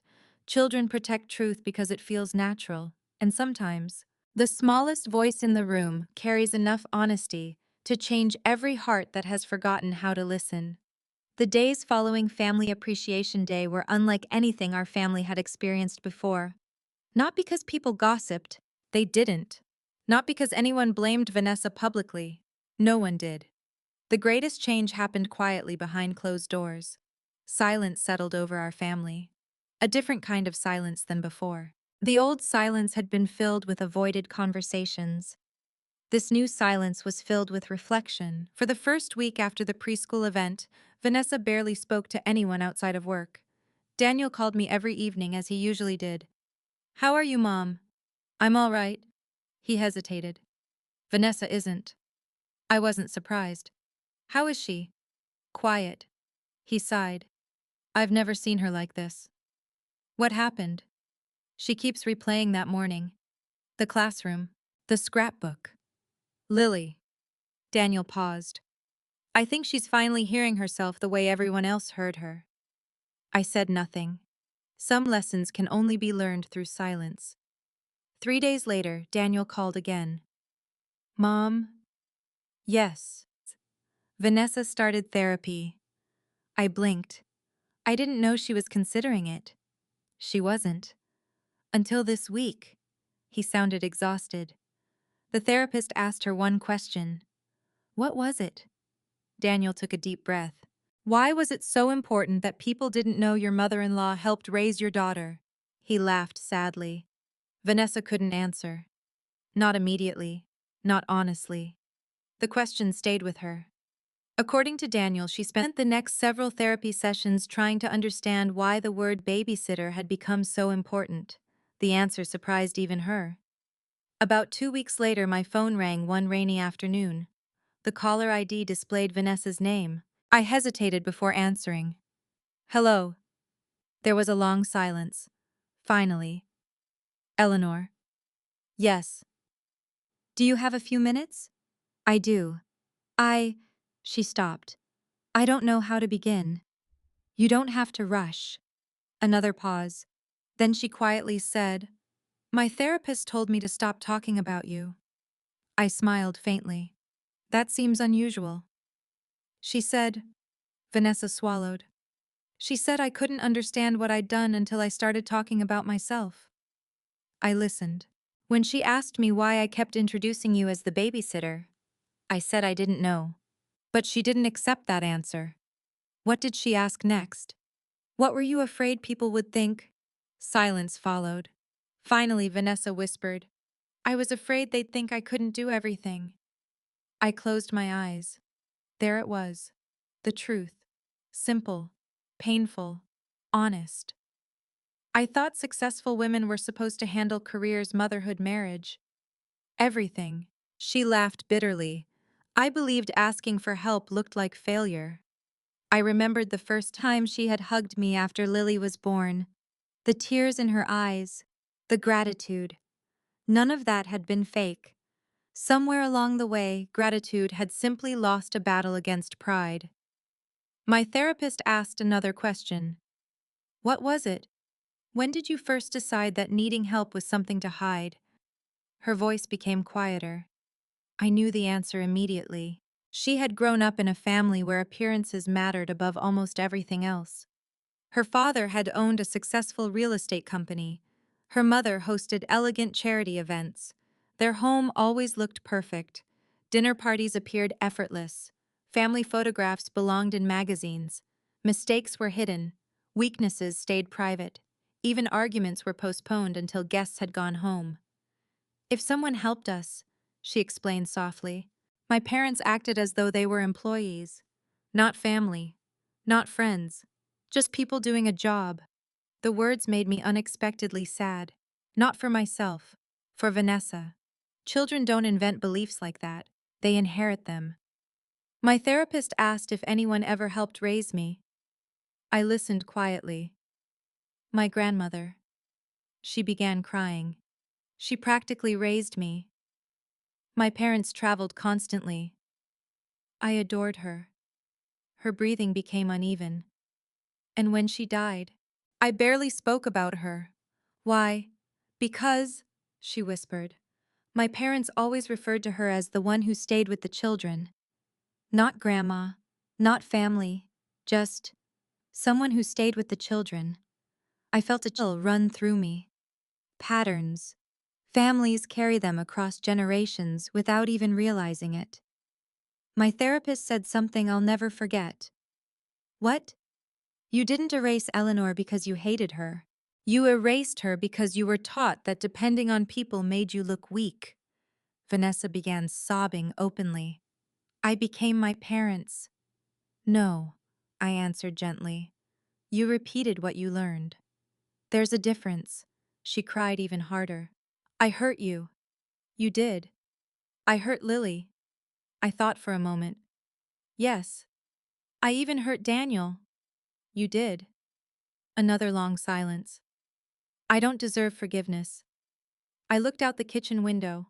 Rain tapped softly against the glass. You deserve the chance to become someone better. I don't know how. One honest step at a time, she thanked me quietly before hanging up. Several more weeks passed. Daniel later told me therapy was changing Vanessa in ways neither of them expected. She no longer obsessed over perfection. She admitted when she felt overwhelmed. She stopped pretending she could manage every responsibility alone. For the first time since Lily was born, she asked Daniel for help instead of assuming she had to carry everything herself. One Saturday afternoon, Daniel stopped by my house with Lily while Vanessa attended another counseling appointment. Lily ran into the garden chasing butterflies. Daniel sat beside me on the porch. She's changing. I know. You talked to her. I did. He looked relieved. She came home after that phone call. And the first thing she did, he smiled sadly, was take down every framed family photo. I looked surprised. Why, she realized something. What? There wasn't a single picture of you displayed anywhere in the house. I hadn't noticed. Perhaps because I had stopped expecting to see myself there. Daniel continued. She spent hours looking through old photo albums. What was she searching for? Pictures of you and Lily. There were hundreds. He laughed softly. Birthdays, Pumpkin patches, library trips, school concerts, Christmas mornings, baking cookies, first bicycle, everything. He shook his head. She kept asking herself, how did I convince myself this woman was just the babysitter? Neither of us spoke. Daniel stared toward the flower garden Richard and I had planted years earlier. You know what hurts me most? What? I honestly stopped noticing, his voice filled with regret. I let your place in our family become smaller and smaller. I watched it happen. I hated it. But eventually, I became used to it. I reached over and gently squeezed his hand. That's what happens when small wrong choices repeat themselves. They begin to feel normal. He nodded slowly. I'll never let that happen again. For the first time in many years, I believed him. That evening after they left, I found myself standing in front of the bookshelf where the hospital picture frame still rested. Our family's guardian angel. I smiled sadly. Perhaps I had never needed those words engraved into silver. Perhaps all I had ever wanted was to remain visible inside the family I loved. And perhaps someone else had finally begun searching for that same truth. About after Family Appreciation Day, my doorbell rang on a quiet Saturday morning. I had just finished watering the roses Richard planted during our 25th wedding anniversary. The blooms were especially beautiful that year. He always claimed roses rewarded patience. Perhaps people did too. I dried my hands on a gardening towel and walked toward the front door. When I opened it, Vanessa stood on my porch. She was alone. No designer handbag rested over her shoulder, no carefully styled blazer, no perfectly coordinated outfit. She wore simple blue jeans, a light sweater, and almost no makeup. She looked human. More importantly, she looked frightened. Hi. Her voice barely rose above a whisper. Hi. I know I should have called first. It's all right. I. She glanced toward the driveway. I wasn't sure you'd want to see me. I opened the screen door wider. Come in. She stepped inside slowly, looking around the familiar living room. Richard's photographs still lined the mantel. The old piano remained beside the window. The silver hospital picture frame still rested on the bookshelf. Her eyes lingered on it for several seconds. I remember giving you that. I know. She looked away. I almost forgot. We sat together in the kitchen. For several moments, neither of us spoke. I poured 2 cups of tea. She wrapped both hands around hers, but never took a sip. Finally, she reached into her purse. I brought something. She placed a sealed envelope on the table. My name appeared across the front in careful handwriting. You don't have to read it now. What is it? A letter. I've rewritten it 4 times. She gave a nervous laugh. I kept trying to make myself sound better. Eventually, my therapist told me, stop explaining. Start taking responsibility. I nodded slowly. She folded her trembling hands together. Would you read it? I opened the envelope. The letter inside was several pages long. I began reading. Dear Eleanor, for years I convinced myself that what I was doing wasn't hurting anyone. I told myself I was simplifying conversations. I told myself titles didn't matter. I told myself people would understand eventually. Every one of those excuses was a lie. The truth is much uglier. I was ashamed that I needed help. Instead of dealing with my own insecurity, I slowly erased the person who made my life possible. You gave up your retirement. You loved my daughter as if she were your own. You stood beside us every time life became difficult. And somehow I repaid that love by reducing you to a job title. The hardest part isn't realizing what I said. The hardest part is realizing what I took away. I stole your place in conversations. I stole your recognition. I stole memories from Lily that should have been celebrated openly. Most painfully, I taught my daughter that appearances mattered more than gratitude. She became the adult I should have been. She defended you while I diminished you. I don't deserve forgiveness, but I hope someday I might earn your trust again. Not because I ask for it, because I choose to become someone worthy of it. Thank you for loving Lily. even when I made it difficult.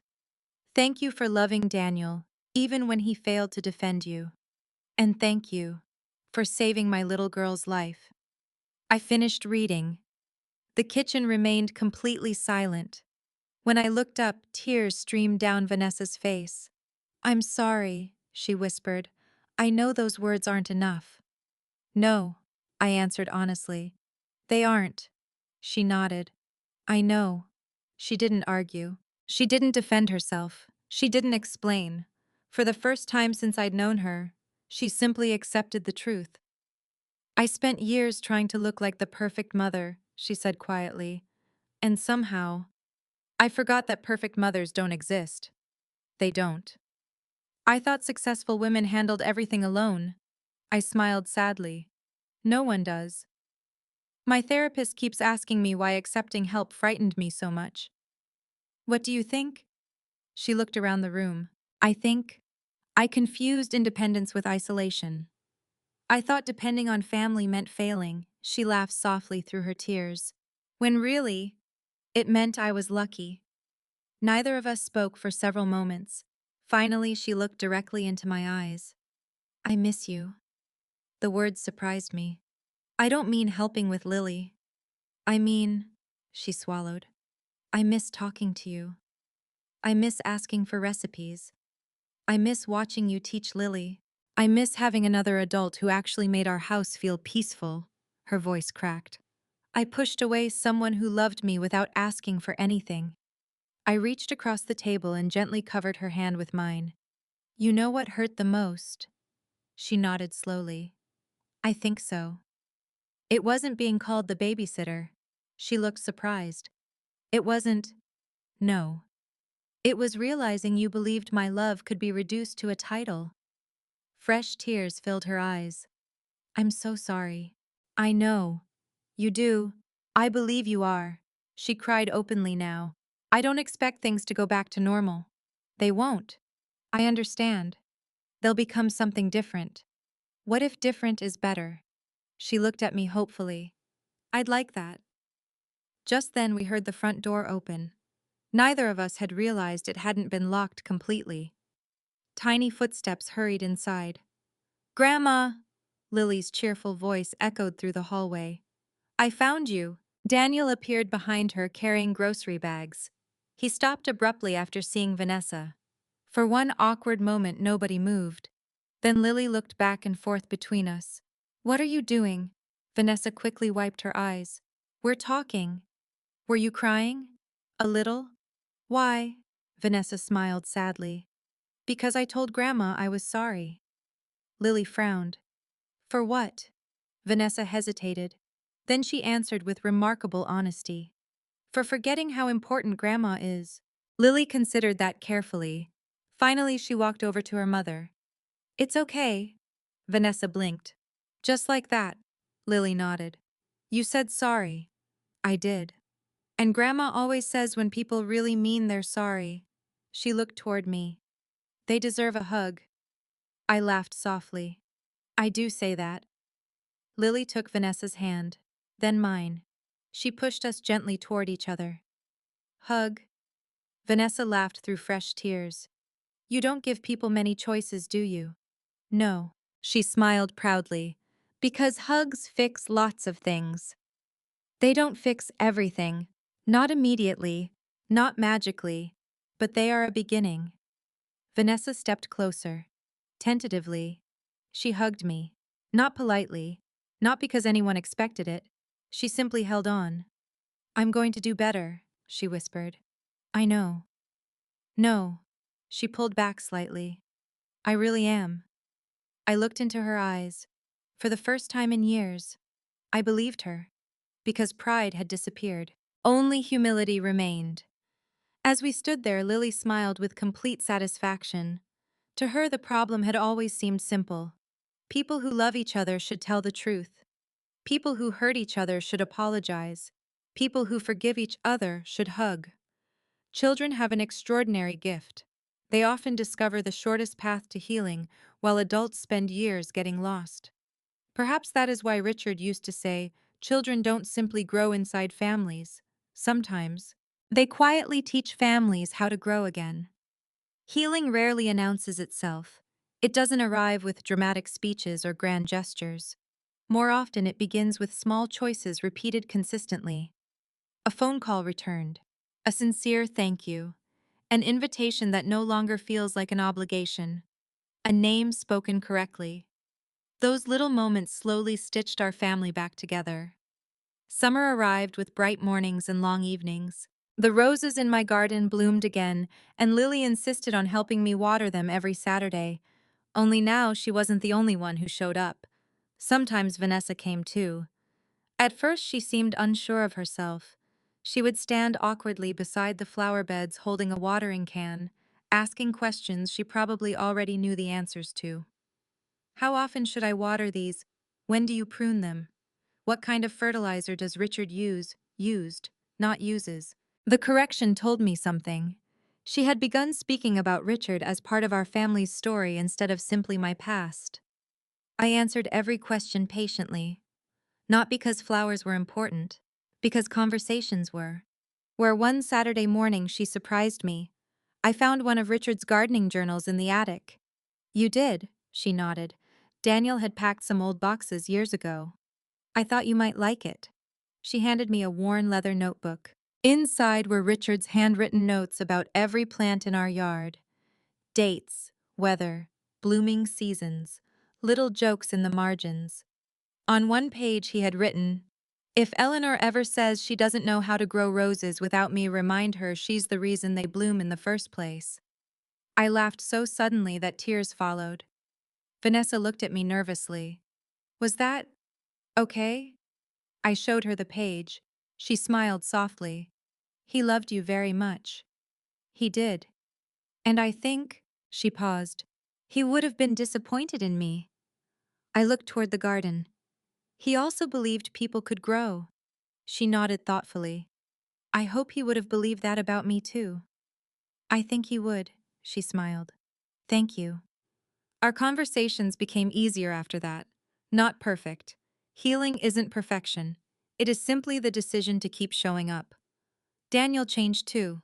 One Friday evening he called. Mom, yes, I need your opinion. About what? I've been asked to introduce our family at the company's annual appreciation banquet. That's wonderful. He hesitated. I've rewritten my speech 5 times. Why?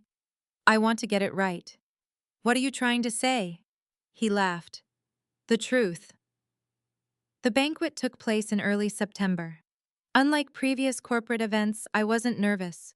Not because people suddenly knew who I was, because I no longer needed strangers to define my place in my family. Still, I accepted Daniel's invitation. Vanessa insisted on driving us together. When we arrived, the ballroom looked elegant without feeling intimidating. Employees chatted comfortably. Children played near a dessert table. Music drifted softly through the room. It felt less like a networking event and more like a family gathering. Several people recognized me immediately. Mrs. Henderson approached first. Eleanor. She hugged me warmly. I've been hoping I'd see you again. It's nice to see you too. Then she smiled at Vanessa. I'm glad you're both here. Vanessa returned the smile. So am I.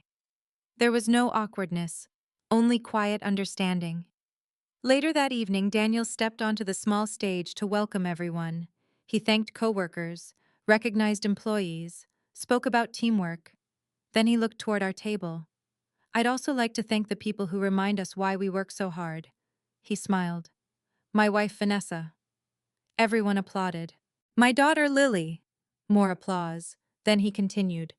And finally, he looked directly at me. The woman who taught me what family really means. My mother, Eleanor Hamilton. He motioned for me to stand. Reluctantly, I did. Daniel continued speaking. My mother spent decades helping children discover the joy of reading. When she retired, she could have traveled the country. Instead, she chose to help us raise our daughter. He smiled. Many of you have heard pieces of our family's story.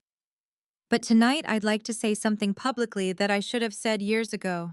He paused. My mother isn't someone who helped us. She helped build us. Without her, I wouldn't be standing here. My daughter might not be standing anywhere. The room became very still. Daniel smiled toward me. I've spent years learning that gratitude belongs in public. So tonight, thank you, Mom. The applause that followed felt warm rather than overwhelming. I noticed something even more meaningful. Vanessa was standing too. She began applauding before anyone else at our table. Her eyes met mine. She smiled. Not the polished smile she once used during business introductions. A real one, proud. After the speeches ended, several employees approached. Not to praise me, simply to introduce themselves. One young father asked for advice about balancing work and family. Another woman wanted book recommendations for her son.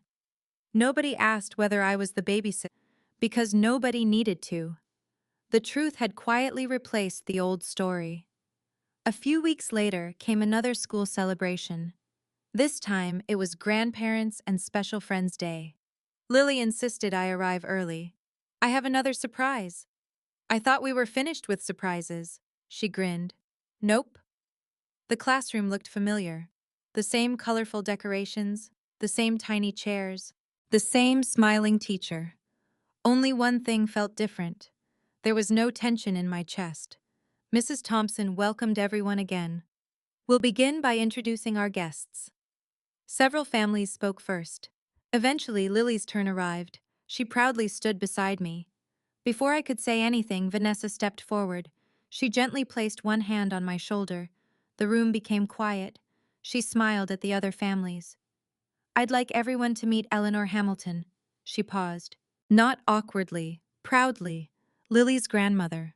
The woman who has loved our daughter every single day of her life. She looked at me. And one of the greatest blessings our family has ever received. No hesitation, no careful wording, no hidden embarrassment, only truth. I felt tears immediately fill my eyes. Lily clapped excitedly. I told you. Mrs. Thompson smiled warmly. We're very happy to see you again, Mrs. Hamilton. Thank you. Several parents remembered the previous year. Many smiled knowingly. The moment felt surprisingly ordinary, which somehow made it even more beautiful. Healing had become normal, not dramatic, simply honest. After the program ended, Lily slipped her small hand into mine. Grandma, yes, Mom got it right. She did. I think she's happy now.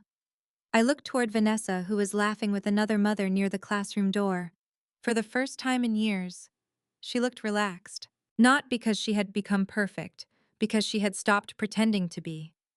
I squeezed Lily's hand. I think so too.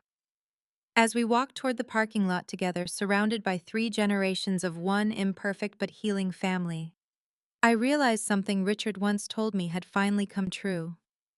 The strongest gardens, he used to say, aren't the ones that never face storms. They're the ones that bloom again afterward. Looking at Daniel, looking at Vanessa, looking at little Lily skipping happily between us, I knew our family had finally begun to bloom again. People sometimes ask me what happened after everything settled down. They expect one dramatic moment, one final speech, one perfect ending. Real life doesn't usually work that way. Healing isn't a single decision. It's hundreds of small decisions made over and over again until they become the new normal. Nearly 2 years have passed since Lily stood in that preschool classroom holding her purple scrapbook. She is 8 now, tall enough to reach the top shelf in my pantry without asking for help, old enough to read chapter books by herself, still young enough to insist that hot chocolate tastes better when Grandma makes it. Some things thankfully never change. Sunday dinners became our family's newest tradition, not because someone announced we should have them, because one Sunday turned into another, then another. Eventually, none of us could imagine the week ending any other way. Daniel usually arrived first. He always claimed he wanted to help. In reality, he spent half the time sampling mashed potatoes before dinner. Some habits survive childhood. Vanessa laughed instead of correcting him. Lily set the table with absolute seriousness. Every fork had to line up perfectly. Every napkin needed folding exactly the same way. If one glass looked even slightly crooked, she fixed it immediately. I teased her one evening. You definitely inherited someone's attention to detail. She looked toward her mother. Mom. Vanessa laughed. Guilty. The laughter sounded easy now, natural, not forced. That alone felt like a miracle. One Sunday afternoon after dinner, Daniel carried several storage boxes down from the attic. I found these while cleaning. Inside were old family photographs, home videos, children's drawings, holiday cards, even Lily's first pair of tiny baby shoes. We spent hours sitting on the living room floor sorting memories. Every few minutes, Lily asked another question. Who's this? That's your Grandpa Richard. What was he like? I smiled. He laughed with his whole heart. She studied the picture. I think I would have liked him. He would have adored you. Another photograph appeared. It showed me holding baby Lily while Daniel and Vanessa slept on the couch behind us. Someone had written the date on the back. Vanessa quietly picked it up. I don't even remember this. I do, I smiled. You'd both been awake almost 48 hours. You insisted we go take a nap, Daniel laughed. I remember waking up feeling guilty. You shouldn't have. You were exhausted. Vanessa stared at the picture for several seconds. Then she quietly placed it into a new photo album lying beside her. The cover already had a handwritten label. The Hamilton family. Not Daniel's family. Not Vanessa's family. The Hamilton family. Together. She noticed me looking. I've been reorganizing our pictures. I can see that, she smiled. This time, I'm making sure everyone is exactly where they belong. She wasn't talking about photographs. She didn't need to. Later that evening, Lily disappeared upstairs. She returned carrying the familiar purple scrapbook. It looked more worn now. Several pages had begun curling around the edges. The corners showed tiny fingerprints from years of being opened and shared. I want to add something, she announced. What? She opened to the final blank page. Then she handed me a marker. Write something. What should I write? Anything. I thought carefully. Then I wrote one sentence. Love is remembered by the people who feel safe because of it. I handed the marker back. Lily read the words slowly. I like that. Then she added something underneath in her careful handwriting. Grandma always makes me feel safe. I kissed the top of her head. And you always tell the truth. She smiled proudly. I try. Several months later, I finally did something Richard had wanted us to do years before. I bought another recreational vehicle. Nothing fancy, just large enough for one grandmother and a comfortable chair beside a window. The day I drove it home, Daniel looked almost emotional. You finally did it. I did. Vanessa hugged me. You deserve every adventure. Lily climbed inside immediately. I'm coming too, I laughed. Not every trip. She folded her arms dramatically. At least some. We'll negotiate, she grinned. Deal. That autumn, I took my first solo journey through the Blue Ridge Mountains. Every evening I called home, not because I was lonely, because I wanted to hear Lily describe school. I wanted Daniel to tell me about work. I wanted Vanessa to complain about burning another casserole because she insisted on learning to cook without my help. Family had become something we shared, not something we depended on one person to hold together. One afternoon during my trip, I stopped beside a quiet overlook. The mountains stretched endlessly beneath a brilliant orange sunset. Richard would have loved it. I sat in a folding chair holding a cup of coffee. For the first time in many years, I didn't feel like I had abandoned my dreams. I simply realized dreams can wait for the people we love. If we're lucky, they still wait for us afterward. When I returned home a week later, Lily ran across the driveway before I had even turned off the engine. Grandma. She nearly tackled me with one enormous hug. We missed you. I missed you too. Then she whispered something that made me laugh. Mom burned the cookies. From behind her, Vanessa groaned dramatically. Traitor, Lily giggled. I told the truth. Daniel laughed louder than anyone. Some things truly never change. This past Mother's Day, Lily came home from school carrying another handmade card. She handed it to me before anyone else. The front read, "To my grandma." Inside, she had written, "Thank you for teaching me that telling the truth is another way of loving people. Love, Lily." I closed the card slowly. That sentence stayed with me for a long time. Perhaps because she was right. Truth isn't always comfortable. Sometimes it embarrasses us. Sometimes it exposes our failures.